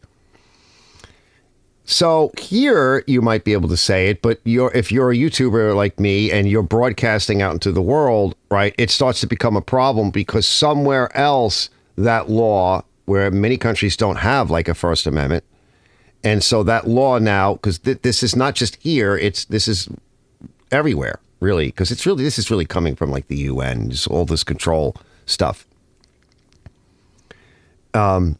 To weaken people's ability to share thoughts and information. So that's a problem for your channel. And what would happen, what YouTube would do is essentially shadow ban your channel. And like I said, there's a lot of words. Now I'll take this one step further. So when I first started selling stuff on Facebook Marketplace, as an example, and let me turn this thing off. Hold on. Can we just click that off? Yes, thank you. I got sick of looking at it. So on Facebook Marketplace, one of the words if you're a regular person and you're not listed as a business, which is a separate listing kind of thing that you have to set up with Facebook Marketplace. If you're just listing a lawnmower for sale or whatever, one of the words you cannot say is serviced. Because service, as the AI sees it, is defined by you are providing a service, which means you are gainfully employed under your own employ or working for somebody else, and you're charging for the service. So when I first started, I put up a bunch of ads, and then one or two of the ads, I tried doing like a service type thing, like I'll tune up your machine, whatever, come to Arch, right? Well, it went through for a little while, and then the admins took it down, and for violation of community guidelines, blah blah blah. Okay, this is a few years ago. I didn't know what the hell they were talking about, right? Because a lot of this stuff is new. I had no idea. So it sat on my channel, on my profile for Facebook Marketplace, these two, which were in violation. And that's two. And I just left it there. And I think it was it last year or 2 years ago, beginning of the year, I used that word not knowing, because they don't tell you exactly what it was. Not knowing it, I didn't put it in the title, but I put it somewhere. Maybe I put it in the title, or maybe I used the phrase, just serviced. Full tune-up, just serviced. As in, I just took my car in for service, or as I just had it serviced. In that context, I put the ad out, It was like a Friday night, and at that time too, I was getting hit by bots, and it kind of went through, and then white page. I was like, what the hell happened? They literally banned me for like 30 days at the beginning of the season. So I start looking into it. I try creating another account. No, because they have their IP address and everything. And I was talking to some other people, and they shut that down. I'm like, so I started to go into like offer up or whatever, but they suck, right? I'm like, great. It's really the Facebook marketplace is, as most of us know, is like quintessentially the monopoly. It's like, that's the problem. And so I had to write to them for a review. I had to find out. No, the VPN might have been useful, but not really, because there's other tags that are applied to an account that you make, because they want your address and who you are. So you have to come up with so much fake stuff. Either way, right, I didn't have a VPN, and I didn't have any money. I never have any money. So I wrote to them. It was under review, and it took like a month, maybe a little bit more. And then you finally get a person, somebody that has to review, and then you try to explain to them. And what it was is that it was my third strike, and they had a 3-strike policy. And I committed the offense 3 times. And I didn't know that if I had removed those other 2 sale items for service, whatever, from my page, from my account, it was hidden. You couldn't see it. It was not live and active. No one could see it but me. But it was on my page. If I had removed them and time went by, it would have reset. But I still wouldn't have known what I did. They will screw you, right? Because we don't really know what's going on and where it's coming from. And it's something as simple as a word like that. And again, this is what I mean about our language and words, and a lot where this is coming from. And I've talked about that many times, about where this is really coming from and why. If you want to try to follow whatever the rules are, and they keep changing, and there are some things now that you can talk about on YouTube, by the way, in a certain way that you couldn't talk about a year ago or a few months ago. So this gets very confusing. And you could say, well, I just won't talk about any of that. Well, yeah, you don't. But when you use a word like service, you know, it's like, I didn't say like she serviced me or anything like that. I mean, like, depending upon, you can't even joke, because the AI, the YouTube, the whatever, this is listening. Everything is listening. And the processing power is so immense that if they don't get you today, they'll get you at some point in the future. Let me catch up with you guys and we'll go back. And so Brett says he just keeps it off of YouTube. Shangri-La says people who change the words are afraid of the truth. Says the wind is beauty. Johnny Bravo says can't say words. Yeah, can you say, yeah, welcome. Oh, yeah. You can't say words. Yeah. Shangri-La says love it. Bleach says this guy with a beard is cool, speaks the truth. Yeah, he's a girl, but a guy, I don't know. He lost me. I don't remember. He's transitioned twice. I don't know. I don't care. I don't care what they do. And apparently he's very mad because he's worked to do whatever he's needed to do and tried to be proactive in it. And he's mad. So VPN can be useful for that. Brett says be back in a bit. Lewis says I did the same thing. I no longer can put it there. I don't know, even say clean carburetor, right? Yeah, you have to be careful. Shangri-La says you can't AI generate for free. Marketplace getting bad.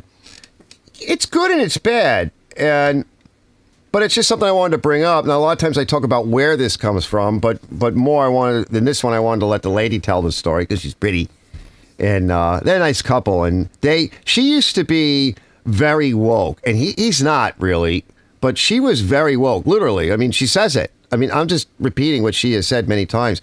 But when she started doing the news with him, and she's trained, they're both trained. They used to work for CNN and Fox, and they did their time with Tucker Carlson back in the day, and then they moved to I think they moved to New Jersey, and then I think they now live they live out of the country. They're expats. But yeah, there's a lot of stuff that they talk about. She starting the show because she's trained in it and worked in it, but then she went into technology, and then she became a mom. Coming back in, she's like, she digs deep. She does deep dive. She's really good at what she does. And as she started to find out where the stuff is coming from, she's like, oh my God, I've been wrong. I'm just repeating what she said. Let's go back to her. Take it for what it's worth if you don't know who she is. We'll finish up with this segment. On those things, I wonder. Because Because you ask them and they can never really point it out. Like, what rights do we have that they don't? that's a good point. You can't discriminate based on sexual orientation or gender. So what they're saying is their rights are not different from anybody else's rights, so you shouldn't use gay rights. But they do like to scream that trans rights are human rights. So you can say trans rights. You can't say gay rights. And again, all of this revolves around single sex biology, because if sex doesn't exist, there's no gay at all. There's no lesbians if sex doesn't exist. It's just that if you're a lesbian, you are a feminine person attracted to a feminine person, but there's no sex there, right? So it's a total erasure of homosexuality. We see it right before our eyes. Here's some other terms that you are not supposed to say now, according to GLAAD. Born a man, born a woman, biologically male, biologically female. You should not be saying these things. Biological boy, biological girl, genetically male or genetically female. You cannot say those things because they are anti-trans. And they say often used to disregard and discredit transgender girls and deny them access to society. So if it is a little boy who wants to use the girls' bathroom and you say, well, that is a biological boy, you're hurting that boy's feelings and you're denying their gender identity. So you can't say anything like that. Note that you can. Saying that in trans. Transfer your balances and make your money count with Teachers. Teachers Federal Credit Union. Smart for all. Transgender with. While the commercial passes, hold on. So just get real quick. I just want to cover that. So cisgender, what she mentioned earlier before, the Zippo had said to me, we were talking about this one day and Zippo had stopped in. He goes, he was like buying something at Home Depot or whatever. And the young lady there called him a cisgender. He was like, what the hell are you talking about? I'm just some guy buying stuff. So she labeled him. So that's a lot of this is about labeling people, which is so bizarre anyway, why anybody needs a label. Now, one of the reasons why that they're moving towards this and they're talking about transgender is it is the next step to the ultimate step of where they really want to take you. Well, we're not getting too deep into why they're disarming you and removing power and language. When you remove language and you modify language and you control language, you control the people, blah, blah, blah. But really with the technology right around the corner from transgender is really, it's transhuman. That's why all this AI and everything else and, you know, the Neuralink technology and everything. But what they're really getting ready to expose by and large, maybe in the next 5 years, maybe in the next decade, but very soon. They have come very far with the transhuman movement. And a transhuman movement is a very different entity in itself. And how you move people towards that is you remove definitions, you add new concepts, you modify. I mean, if you can't discern between a man and a woman, and I'm just speaking in this regard, and you're not allowed to discern about what kind of man and woman, and you're not allowed to say all this stuff, at some point, like she just said, that they're removing gender from the equation. Well, if you're a transhuman, you won't have a gender. And how do you define transhuman? How many things do you remove? Do you cut off all your genitalia?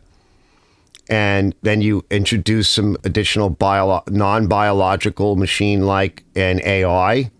And now that's what they're heading towards. And so now you have a new classification. You have a subhuman. They'll sell it as a enhanced human. And I've talked to some people and they're like all for it. They like the idea of it. What they don't understanding is that there is no switch. There is no going back. And while we're moving in this direction, they're not going to just leave everything as it is and just add to it. No, they're going to be removing things. So let's go back to the pretty lady. Much likes the pretty lady. Well, who wants to listen to me anyway? You can listen to the pretty lady. Gender on it. Like, why not remove gender from it? does it say there that you can say? Yeah, you can say. Yeah, best practices. You're right. Let's put that back up on the screen. Good. You're doing your homework, David. Very good. You can say girl, woman, transgender girl, transgender woman, boy, man. Oh, should there be a comment? Yeah, should there be a comma there? Look at that. They didn't put a comma there, so you can't say boy man because there's no. No, comma. this is best practices. Boy man. Oh, that's going to be the Oh, Disney's boy, new man. boy So man. if you say that, wait, hold on. So let's just say you go and you say something like, "Oh boy, that was really cool," and then you're one of these people that says that, and then you're one of these people like me. Occasionally, I'll be like, "Hey, man, what's up?" And then you happen to say something like, "Oh boy, man, that's really cool." Up, you're done. Right? Up, you're out. You're out of here. Right? Get him. Get him. Get him. He said, "Oh boy, man, get him." Dilly, right? To the pit of misery. To the pit of misery. Please follow Brad to the pit of misery. Why? What did I do? You said, "Oh boy, man." Oh, I don't want to go to the pit of misery. I mean, this is ridiculous, right? This is craziness, right? Well, Arch is just crazy. Let me go back to the pretty lady again. Oh, I'm sorry, fellas. That's unfair. Yeah, there's got to be You can say girl, you can say woman, but if they're boy men, you have to call them boy men. You can't say male. You can't. It's just boy man. I'm out. So We got it. It's a boy man. This is why I'm not leaving I think the they're house. missing a comma. It's like, I'm out. Missing a comma, right? Because there's no boy man. I mean, again, the money, the biopharmaceutical complex. I see a lot of people in the chat saying, "Brought to you by Pfizer." It's like, where is this lobby coming from? Where are these people that have this much power?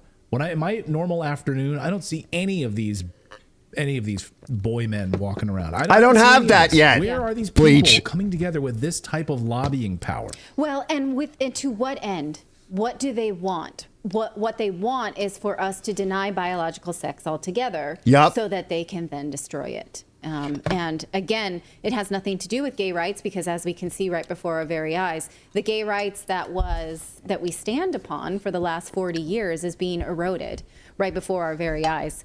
And it's interesting, that you can say man and woman, and you can, at least I read this as an acknowledgement that a trans man is not a man, because you can distinguish between a trans man and an actual woman. And woman, I think here means what we think it means, but I'm not sure. That may or may not be progress. Now, note this reaction from Gays Against Groomers. They are saying, wow, GLAAD has really outdone themselves this time. It's an organization whose name literally stands for the Gay and Lesbian Alliance Against Defamation, has now come out and declared the word homosexual to be outdated, derogatory, and offensive. They've also replaced the term same-gender loving, completely erasing biological sex, gay people, and the decades of progress we fought to achieve in this country. Gender ideology is a disease, and our movement is a cure. We will not be silenced by this Orwellian newspeak. Now, incidentally, because he mentions Orwell, and I mentioned that I was just rereading 1984 this week, and in the final part of the book, after the book ends, they talk about how newspeak is to redefine all language into parts A, B, and C. And the B vocabulary consists of words deliberately constructed for political purpose, and they are supposed to be compound words. And so that, literally, this is from 1984, which is Soylent Green.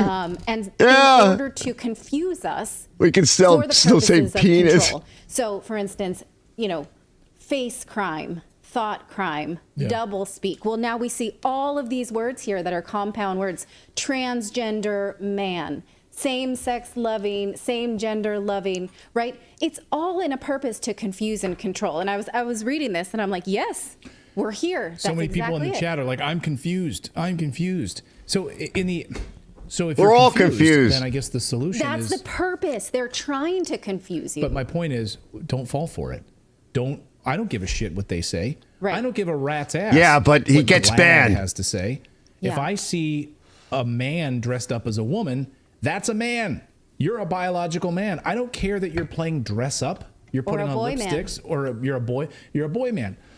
You know, I don't care what you're dressing up as and what you want to put on woman face and you want to do whatever you're going to do. That's fine. Don't harm my children. Don't push your ideology down my throat. Hooray. And don't force it on other people. And fine, live your life. You know, the libertarian in me, live your life, right? But don't push it on other people. Right. Hold on. So they actually get strikes, and they've been taken down quite a bit for talking about other things like CVID and other stuff. And they've actually gotten pulled for reading off of the actual like legit literature from like the FDA and whatever. They'll reread it, and they've gotten basically shut down for that, demonetized, or they'll get a strike, or they'll be pulled off for a week or whatever. So they have suffered greatly since they started the show on doing all this stuff, and it's been going on for a while. And she's absolutely right. That's why they're doing it. They're doing it to confuse us, and they're doing it, like I said. And it's kind of crazy because I was thinking, like, if I want to go out on a date, right? What am I going to deal with right now? Like, how do you even deal with that? Let's see. This is a great deal. Bleach says, I identify as an amateur lawnmower hobbyist. Jungle says, yes, subhuman. Bleach says, show the new Bud Light commercial. I don't have that with Post Malone. I don't think I have that one. Can we still say penis and vagina? Jay? Sorry, says Soylent Green. Yeah, I remember that. Yep. It's their plan, not 1984. Yeah, well, the book, George Orwell's book, 1984. I don't know how many of you guys have read that, but I read it when I was in high school, junior high or something. And I don't think I've ever seen the movie though. Bleach says it's so cool, but not in a good way. Oh, Mike just said. Mike just sent me something. Hold on, I'll read it in a minute. Bleach says, like Lady Gaga, but women, the kind that can lift me over their heads, like Arnold. Yeah. It's crazy. It's just crazy stuff. It doesn't make sense because it's not necessarily supposed to make sense. Now, that book that George Orwell wrote, people like Kurt Vonnegut and others, they're in with these people, right? That's how they know, because they're in. And there are certain people that are allowed to tell you what the plan is in the mainstream media. Like, you can find out the plan because you can go and read some of the stuff that I read and download the PDFs from the United Nations and what have you. But certain people are elected to tell you ahead of time. And this goes back to a very old, ancient rule. It goes many thousands of years, and it has to do with karma. And I always say to my friend Brian, my friend Curve, the lawyer guy, I'm like, I've been saying it for years, they have to tell you what they're going to do. They don't have to make it easy. They don't necessarily have to come out and say it straight out, but they have to tell you. And that book is one of those things where they're told you a long time ago, and that way it balances the karma, because if you don't read it and don't understand it, of what it really is about, if you don't get it, well, then it's your problem. And of course, you deserve the consequences. And Curve said to me recently, he says he was talking to a neighbor, and he lives in an area, college town. And there's a lot of academics there. And of course, a lot of them are very liberal. And he was talking to one fellow, and at some point they were talking about, the stuff, the essentially the killing that's going on in the wars and all this other stuff. And something came up to this effect. And finally, because I had kind of cautioned Curve and guided him to ask certain questions over time and be ready. There's a way of navigating through a conversation, and they will tell you. And finally, the fellow said to him just what I just said, which is, well, if they're too stupid to freaking go find out, then they deserve what they get. And my friend was like, whoa, that's some pretty crazy morality, huh? He's like, hey, it is what it is. All right. If they don't understand it and they think it doesn't mean anything and it doesn't have any consequence on them, then they deserve whatever happens to them. Wow. Right. Well, that's how these people think. They don't care about you. Right. And you'll accidentally say something or do something. And believe me, it will affect your life. It's affected mine. And even just for talking about this, I'll probably take this whole segment and just zip it out at some point. Why? Because if I could put it out over the live, but at some point, if they see it and they hit me for something, I'll just remove it. Because not everything is my fight and not everything is my place to say. But I do think it's very pertinent to YouTubers and you know, us YouTubers and people that like to watch YouTube and people that comment, because then it leads to a whole separate issue and question, which is beyond the scope of tonight, because we're almost at 2 hours. But it does present that question, is that you may say something like I was fooling around before and think it's funny or whatever, or it might come out in a way, and it's the AI is stupid. It will pick it up and it will just knows the words. And if you put 3 words or 1 word or 2 words or a sentence together, boom. So it's not about freedom at all. Let's come back. Let's see. Brett had to go take care of his heater. Yeah, Shangri-La 2. We'll do the 2-stroke blues in a bit. And we finish up with this, and then we got to go to the P lady, and then we're gonna talk a little about the 2-stroke. So it's a 2-hour mark. I usually go to about 3 hours, no more, and I just want to make sure that I'm leaving a little bit of room for everything, including the P lady. And I gotta go, so I gotta finish up this segment here. I'm starting to get antsy. Can I say P? Can I say that? So somebody's saying, let me just address this comment first. Somebody's saying, this is like the mainstream media. I'm not telling you to do this. I'm warning you about the language that is going to be forced upon you. Yeah, early, lady. So that you can be prepared to push back. I got cookies. Don't tell me I'm like the main. I'm not going to be using these words. You tell them, lady. She's getting mad now. Mainstream media, I like to see her fired up. CNN would be doing this and not even telling you why they're doing it, and they're suddenly like, "Ooh, you just said homosexual." Oh, and they look at their guest askance on their show. We don't use that word anymore. That's offensive. You're offensive. Yeah. That's like Oriental. We don't say it. Hey, you can't say Oriental anymore. That's a good one. Did you know that? You can't say Oriental. They're talking about gender being a social construct, gender being fluid and all this other stuff, but then they try to force themselves into the gender binary, and it's like, it just, none of it makes any sense. It's like, why do we have Wait, I have some gender fluids, fellas. to have Yeah, let's get past him. You know, like, Says that. I just want to hear the lady. I don't think they should be trying to hijack the language or trying to fool you, but you need someone like me to say it. We've unbleeped this video, right? He says it. I need you. All right, so this is just a guy that's gay, whatever he is, and he's going on about how this is all ridiculous. He's basically saying this is ridiculous what they're doing. That's where the conservatives. Language is stupid. He says that language is stupid. tranny. He's called man.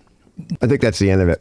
Point of view against all of this ideology. Oh, good. Yeah, all right. Yeah. And our movement is the cure, they say. Eyeball Paul says this is very tiresome. You are Yes. correct, sir. Yes, it's tiresome. All right, let me come back. All right, let me close that out. So it's not in the way, fellas. I'll come back to you guys and see what you guys are doing. Catch up to you guys are saying anything. I think I got, this gave me cookies. I got cookies. Yeah, and she gave me some of her chili, her renowned chili of renown. It was a little hot too, but it was good because I was having it that night. We don't have much food because I don't have any money.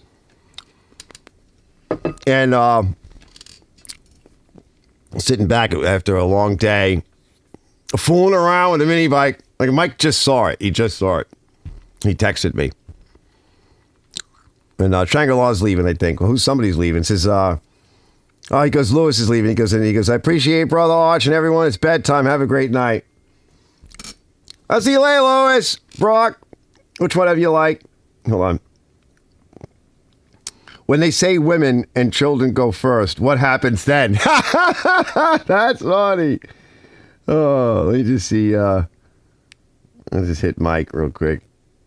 He goes, that thing's going to be a ripper. It is, my friend. Yeah. Oh, yeah. Yeah, come get it. Because they need the money.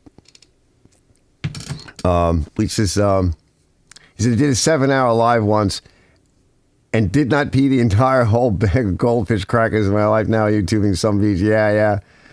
Johnny Roberts is a renowned, or these times are renowned. Yes, renowned. Yeah. It was funny because Ken said something the other day. What did he say? Hold on, let me get it. Let me think about it. We were talking about MTD. He wrote it on. Yeah, he wrote it on the video. I think that I just released. MTD. Wait. It was funny. I don't want to screw it up. Hold on. Let me go find it. Just real quick.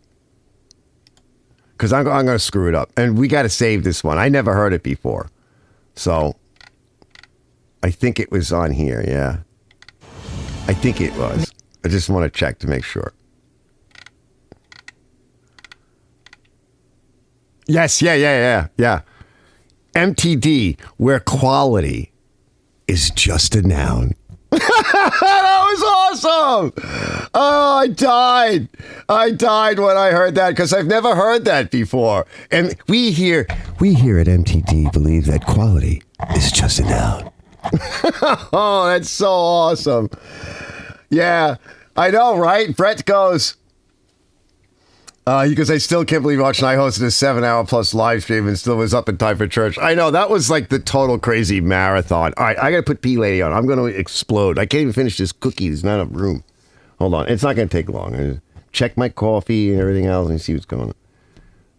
You know, I do a pee break. Am I allowed to even do like a pee break? Is that like, she's not going to say anything.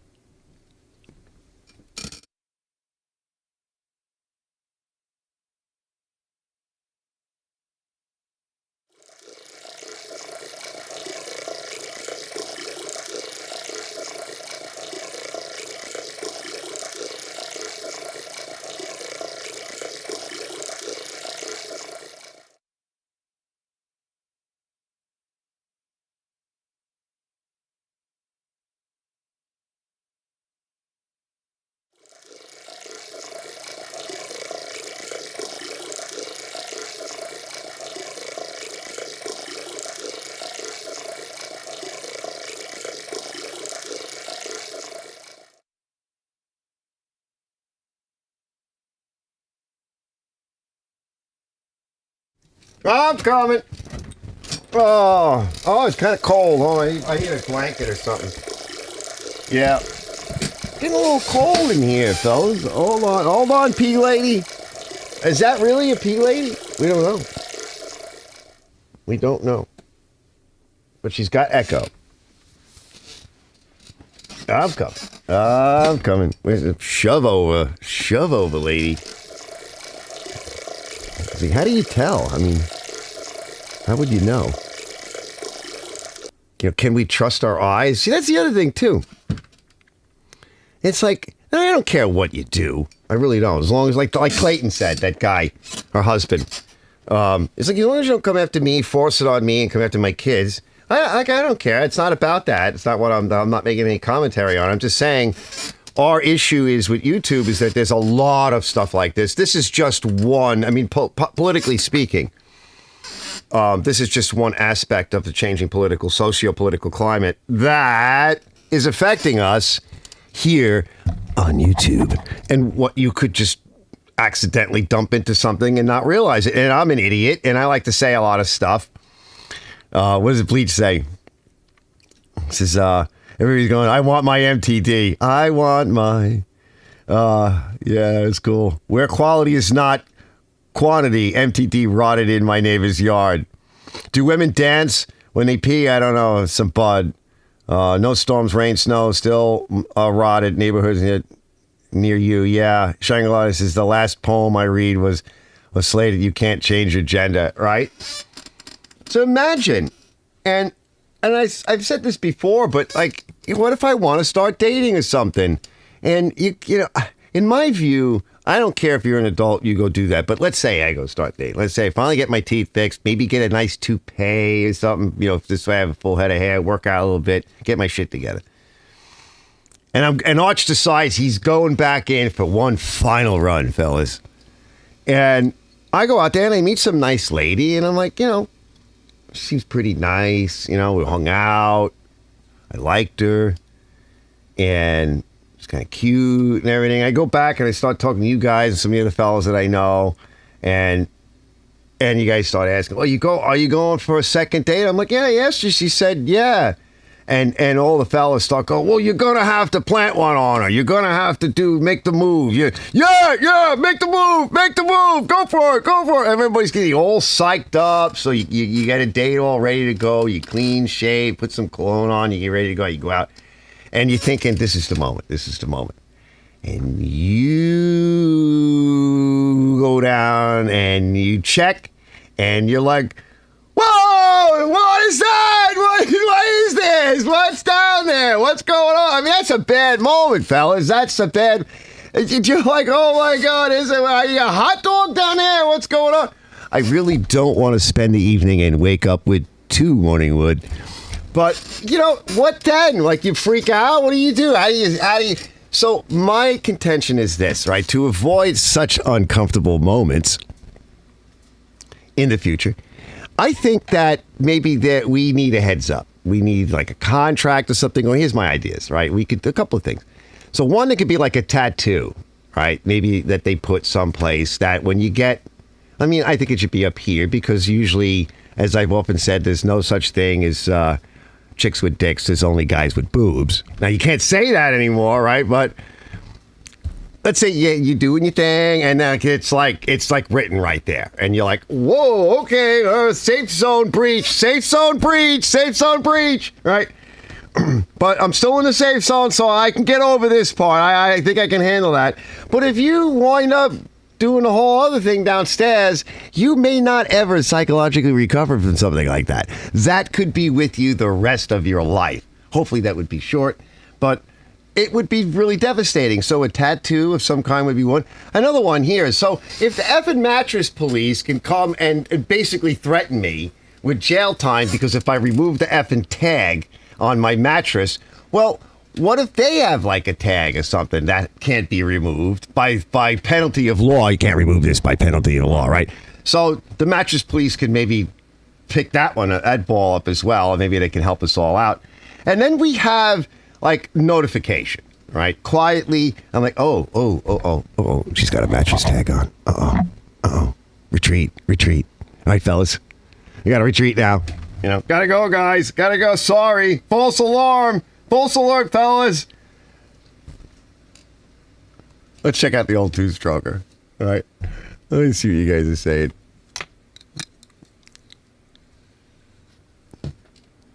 Let's see.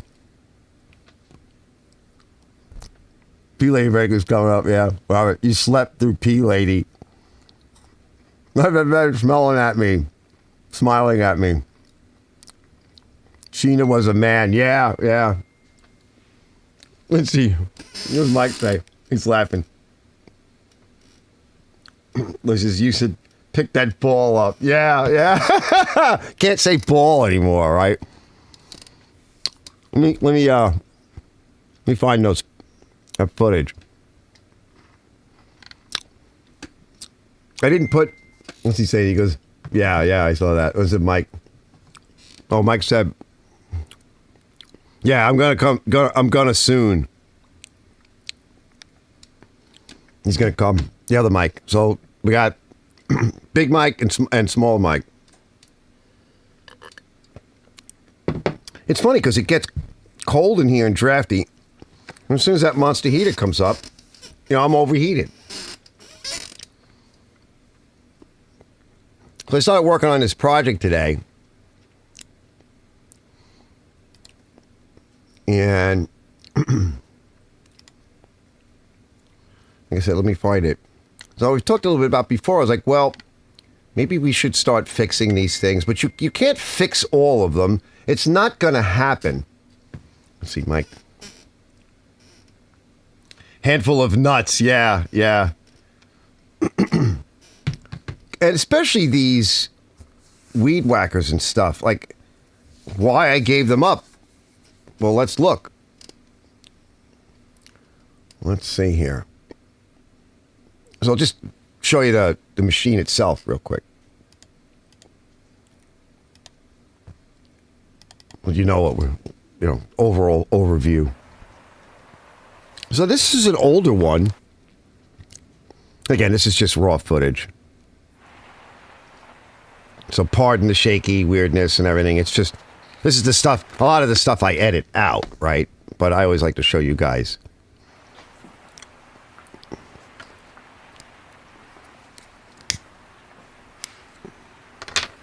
All right, let's go in deep. All right, let's go in deep. And I got two different shots of this. And I'll pause it. That's what I found in here. And you see all that gack in there? In fact, I'll go get the other camera too. But all that gack is in there. So she may not even run again. What we might want to do is try firing it just from the carburetor and just, spilling fuel in it. Yeah, that's a problem. How's this gasket? Let me get my other camera. Yeah, let me get the other camera. That footage is down here.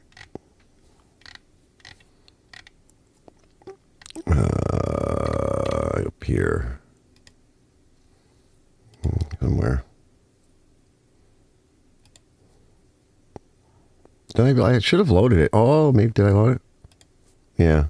No? Did I not load it? Oh, maybe I don't have it. I thought I did. But I know I took some footage. Yeah, maybe I didn't grab it. I took some footage. It's on my other phone, iPhone, so it does not, that stuff does not mesh well. Let's come back up.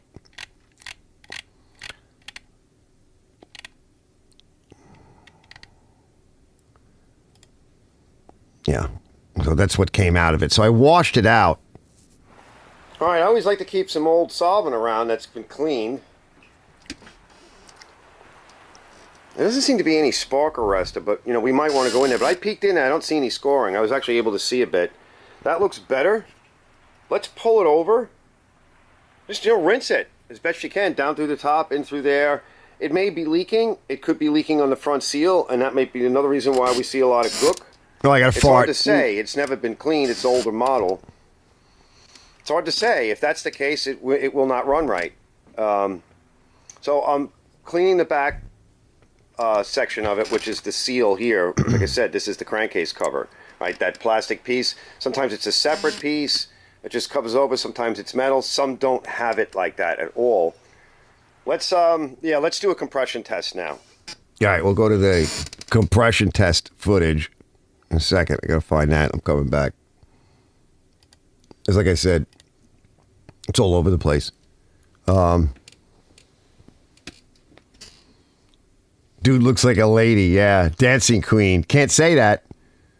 Brett says, I won't fool with two-stroke handheld stuff anymore. It's just not worth it. Yeah, it can be. And depending upon, what you're doing and who you are. Now, like in my situation, right, well, I really work for myself, so I can decide or not. But, I'd like to have the guy's business if it's available.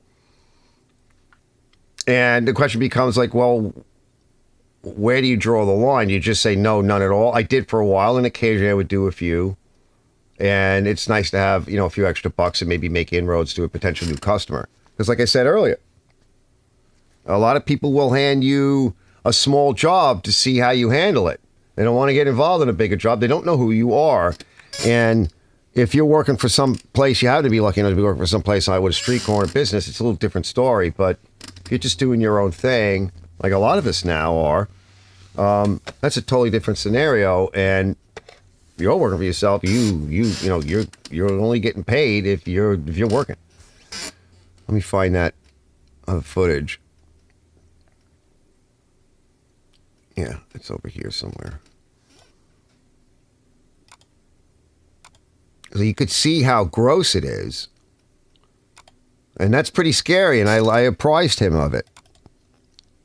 But I cleaned it out, and it had about 120 pounds of compression, 125 pounds when I first pulled it, and I mentioned in the video part where I'm like, it feels stiff, like they usually do. And as I mentioned earlier, I said to the guy was that usually when they're like that, they might actually, if they're not totally burned out, they'll give you a false reading of compression because everything is really sticky. And it's that glue, that gook, all that junk that is actually helping to build that false compression. So after cleaning it out, we want to take another look at it. I think Hank is leaving. See you later, Hank. Jamie O says, Archie, you apparently have not received your money tree. Everything is free. Yeah, I know. That's what's been another thing that's been going on lately. Let's take a look at the footage. I think it's this one. Let me just cue it up. All right. I just did a compression test. It pulls a lot easier. Remember, it's wide open back.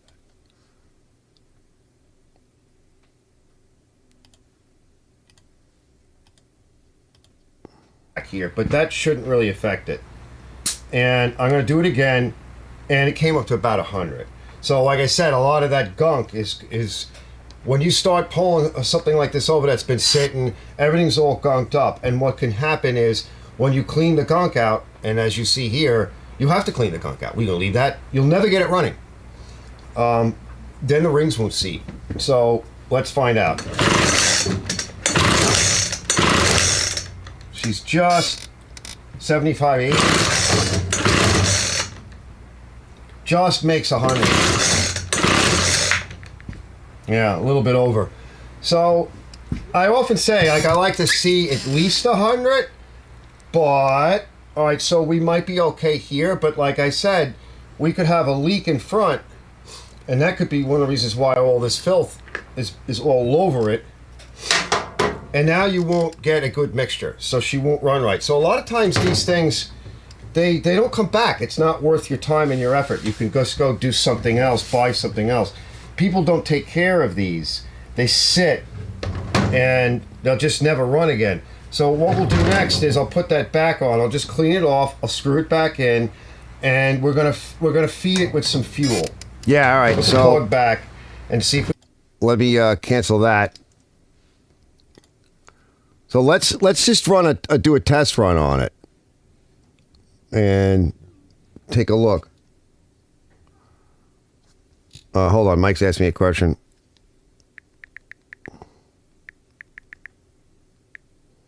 I don't remember right now. Hold on, Mike. Hold on. Let me go to this segment here. So let's play around with it.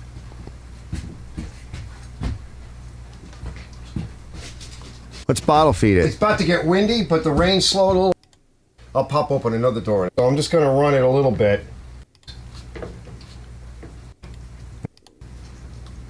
Hey, hold on. Gotta tighten that up. I forgot. Sounds like it wants to run. Almost. Hold on. Sounds kind of strong.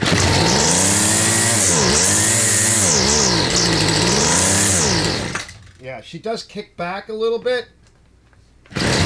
She's burping.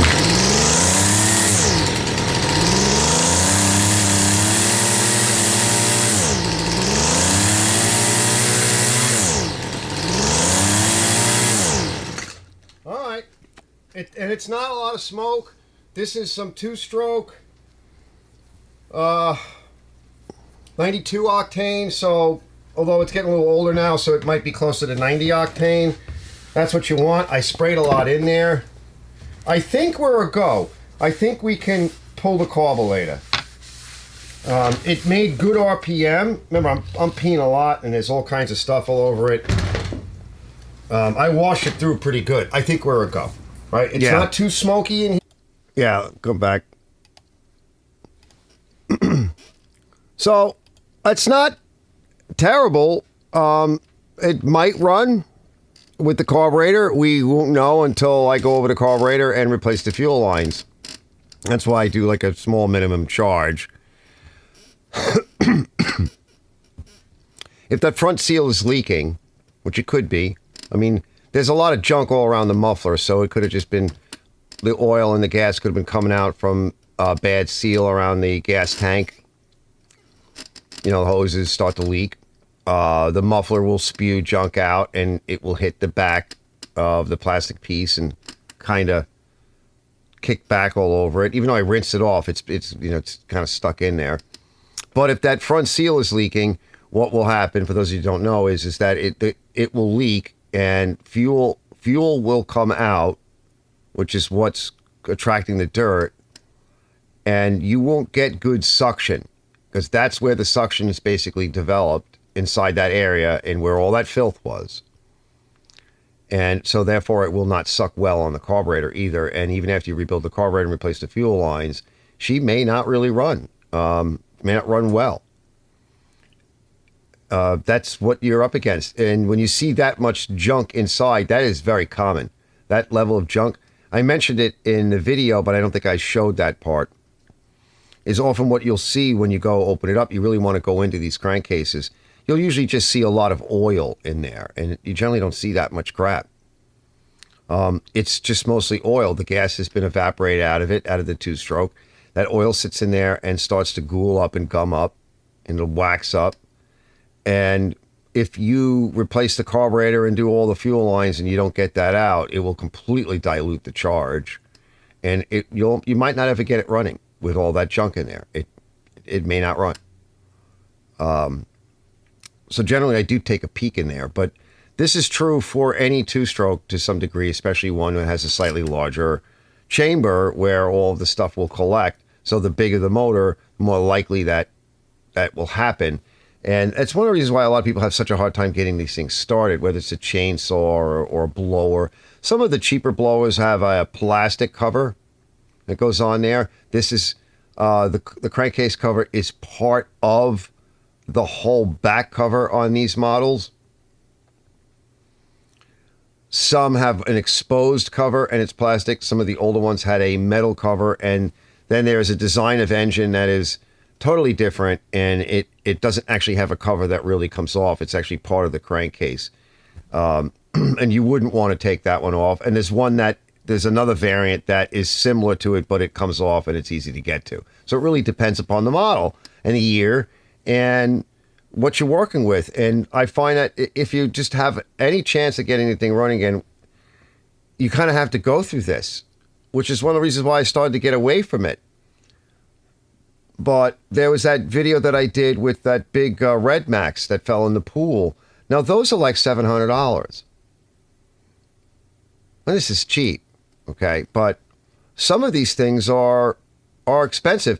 And what used to be, like one of the fellas was complaining about a video I did on the world's worst saw on the planet, which was like the Poolins, like the wild thing or whatever. It's a piece of crap. And it used to be about $150, $175. And, the coil kind of loosens up and comes off because it's screwed into plastic. And his thing is that it's easy to work on. Yeah, because you got to work on it. It's a piece of junk. It's not going to hold up. It's a good saw for a homeowner. No, it's not. And he says, and he was snotty too. He's like, I guess this guy never worked on the Mac Mini. I guess this guy. I was like, stop guessing, dude, because I have a video on the Mac Mini. And it's a better saw. And yeah, it's really hard to get apart and put back together again, but it's a better saw. It's a better machine. And don't stop guessing, because you guessed wrong. If you had looked at my channel and even looked in the folder with some of the other machines, you wouldn't have had to guess. It's snotty. I guess this guy. What are you, like a 13-year-old girl? Oh, can't say that. Right? I mean, who talks like that? Like, what adult our age says, oh, I guess you didn't. It's like a snotty little kid would say that. Like a valley guy. I guess you didn't know what you were doing. I guess. Stop guessing. That's my rant. Let me catch up with you guys. Let's see. Oh, it's 11:11. Yeah. It's 11:11, fellas. 1111. Hold on. Yep. Yeah, we do this thing in the family channel. I wish I had more of that lizard stuff laying around. I might have to have another cookie in a little bit. All right, so 25 after, so that's good. It's a good time to call it. But dude looks like a Lady Aerosmith. Yeah, discover another YouTuber whose voice I can do. In the morning when my voice is deeper, I can do Robert. You mean our Robert? Can you do our Robert, like Malhouse?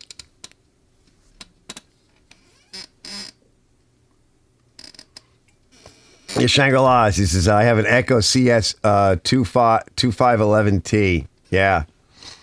Yeah, Robert's hard to do. I don't think I could do that.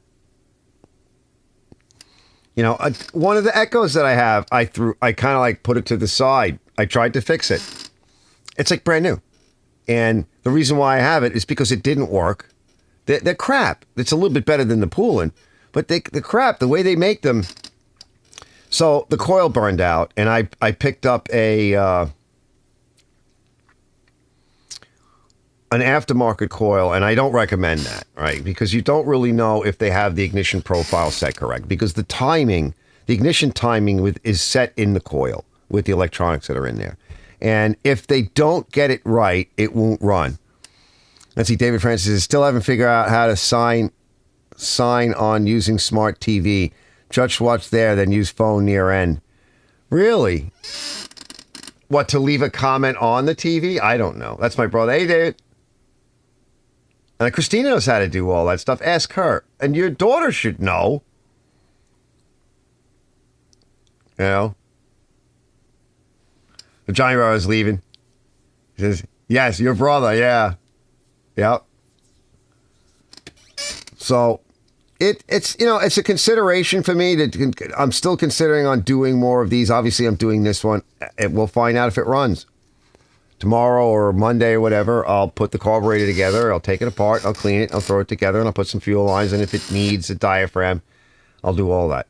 And then we'll put it together and we'll run. And make a little bit of money, but maybe I'll get a customer out of it. Which, generally speaking, that's not all you can hope for. Is that you try to do the best you can.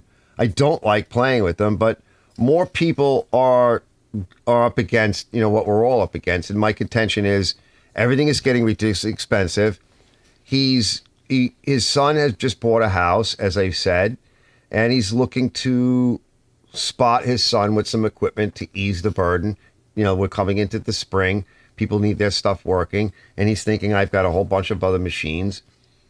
Whether they go to him or he uses them, whatever. But that's a lot of people are just looking to save any money they can. And in a way, it's a good thing because the other side of the story is I've complained about for years, and one of the ways I get all my machines is because people just keep throwing them out because they weren't worth fixing. And the last video I just did on that lawnmower where the mechanic fixed it, right? What did I say? They used to be about $175 or $180. They're now $320 before tax. When they were 100 and change and a tune-up is like 100, nobody's going to fix it. Nobody's going to bring it to you and service it. Your service business will die in a climate like that. Because, the economy might be better and gas might be cheaper, but in those service businesses, in the balance the way it was, the manufacturers are literally selling the stuff so cheap that people will just buy them and throw them out. They're never going to go to a mechanic. Now, that's how you get a disposable economy, which is what we've been living under. And so many brick and mortars closed up from that. And now it's a little bit different because you're not raising your rates ridiculously high because nobody will pay for it because they can't afford it. And the prices of these things have gone up, doubled in some cases even more. And now the stuff that people have, they're looking at it and going, are there mechanics around here? Is that still a thing? How do I find a mechanic? And they start looking up on YouTube or whatever, and they find somebody locally or whatever, or they do word of mouth.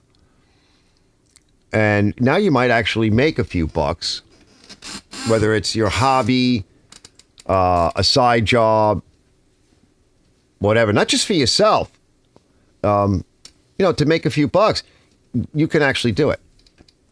So, but that might mean taking in some machines that maybe you don't want to do, or you might want to fool around with and take a chance on, and you might make a few bucks and learn something. And that's kind of why I'm doing this. And again, maybe you'll get a customer out of it. So that's my approach. Things are changing, and I'm just making mention of it, right? And exploring it because things like tonight was a lot of it. Things are changing fast. So how do you respond to it? And I suggested a few videos back, some tools and stuff that might be handy to have that are relatively inexpensive, spark checkers, whatever. Like that blower, that Red Max blower, I suspected the coil may have been problematic. And I didn't have the gap style tester, but it wouldn't have mattered because you'd have to take the whole damn thing apart to replace the coil. Well, the good side is that you could know and tell the customer if you really thought it was, but the only real knowledge is buying a new coil. I would recommend a Red Max coil because like with the Echo, an aftermarket coil didn't work. Worked, but it didn't work right. Couldn't get the motor to run properly. If you're going to take the whole damn thing apart, you're going to want to buy the correct part. Is the customer going to pay for that? So there's a lot of questions. A lot of things are changing. A lot of different stuff. And with Ken Small Engines and myself and others, it's a good place to entertain some of these ideas and what's going on in the field and what's kind of happening in the economy and how that affects you and I, whether we are purchasing something or you're going to fix it for yourself, or maybe go out there and find a candidate, something that somebody is selling that doesn't work. Good way to bargain with them. And maybe start a small business. Maybe you're getting closer to that time, right? Oh, yeah, David says, you got to buy your Nova back. I know. It's so sad. And he says, I think my Ford van gave up the tranny or rear. Fail a few miles from the house. Just had driven 100 miles round trip to VA hospital. Wow. Yeah, it might have overheated. Yeah, because it's coming to that age where things are starting to fail on it. But you know what? I blew out the rear on my van over here, not far from here. It was about 10 years ago. And the ring and pinion, basically, the bearing locked up on the pinion, broke the drive shaft right off. Locked up the rear wheels, coasted it off to the side of the road, had it towed, and I fixed it. I rebuilt the rear on that, put new ring and pinion in it. And because I've done that work before for the Nova and for other things, so... And it's fine. I had to get a slightly different drive shaft yoke because it destroyed it. So I had to kind of make up a slightly different U-joint for the rear, like a U-joint adapter. And it's been fine, although it would be a good idea to actually grease those U-joints again. I haven't done that in a long time. Yes, he says the van has 320,000 miles. Yeah, and that's really not terrible. I mean, if it's in good shape overall, it might still be worth repairing. Like, I don't plan on getting rid of my van. I've been working on it, and I put some of it up on the channel. It doesn't get a lot of great views or anything, but I don't care. I enjoy it. I don't know if it's going to be like next week or sometime soon, but Liz had mentioned to me that she wants to fix her driver's door. I forget what she said, either the window regulator or the switch or something like that. So, I mean, I've done that quite a number of times. I was like, I'll give you a hand. I'll make her do most of it, but I'll give her a hand because I have all the tools and everything. So she could just come over here. And if we have a nice enough day, it'll kill a day. It'll kill half a day for sure. Pull everything apart and replace it. Whenever that happens. Hopefully she doesn't wait until it gets like super hot out. And then we have to find a shade tree because I can't fit anything in my garage anymore because I got too much crap in it. I got to clean it out. It's more of cleanup work. So I'll give her a hand with that. And she can pay me in cookies and chili or whatever. I think that'll be fun. And I'll probably, shoot some footage on that. Chrysler van. Get some that gets views. It's not a lot, but you'd be surprised. I even have some views working on my daughter's car. I can't really work on it all that much because you need a scan tool, so she just brought it in. And I told her that, I said, I recommend you do a tune-up. I don't want to do a tune-up. She doesn't want to do anything because she thinks, she thinks you just buy a car and that's it. And you shouldn't have to do anything to it. I'm like, it's starting to get like around 100,000 miles. It should have a tune-up. It's spark plugs and coils. So they know this mechanic that seems to be very good, and he ran his scan tool, and that's like $1,000 scan tool. Took it to work. You can map it. You can save it. You can replay it. You can print it. You didn't really see anything, but you can see a little bit on the ignition because it just does some weird stuff. He said, I suggest doing a tune-up. I said, also, I think you should do the transmission fluid. And people say, well, I've had this discussion with you fellas before. Like, you can, if you take the tranny fluid out, you could ruin the tranny. I'm like, look, if you take the tranny fluid out and you put fresh tranny fluid in and you ruin that tranny, your tranny's already been ruined. I mean, you need a transmission. It's going to fail. The book says basically, I think, 50, 60, 70, 80,000 miles. It depends, somewhere around there. It depends upon the model. But you should remove the transmission fluid and the filter and refill it. And on these newer models, a lot of them, like her car, they don't have a dipstick. It's a procedure. You have to get the car up in the air to do it. If you don't have a lift, and you need to suspend the tires, preferably, because you should run it in park. Maybe put it through the gears a little bit and then leave it sit and warm up idling in park with the filler area bung open And if it's full, it will spill out. If it needs more, you need to add in. You let it get warm. And then, just like the old Briggs and stuff, it's got to come up to like so many threads, be stable with it idling after you've cycled through everything. And then when it's hot and hot and stable, and it's right there at whatever thread they tell you it should be at or right where it should be at, then you cap it. And you're done. And you won't have to do it again. Maybe the tranny will burn out, maybe you'll sell the car, whatever. But if people just took care of this stuff, it would last longer. So we'll see what gives with that at some point, whenever, because she's always so busy and whatever. And but she needs to do it, and it's going to be uncomfortable. I don't know if her AC works. It did, but I don't know if it still does. All right, fellas, we made it to 2 hours, 37 minutes, and 25 seconds, which is pretty cool, right? I think that's pretty cool. I'm trying to stay about like 3 hours and under, around 2 hours, and we covered a whole bunch of things. I had a really good time, and it was definitely fun. Let me see here. Do I have the garage? I had a garage outro. Yeah, I think this is it. Yeah, I think this might be it.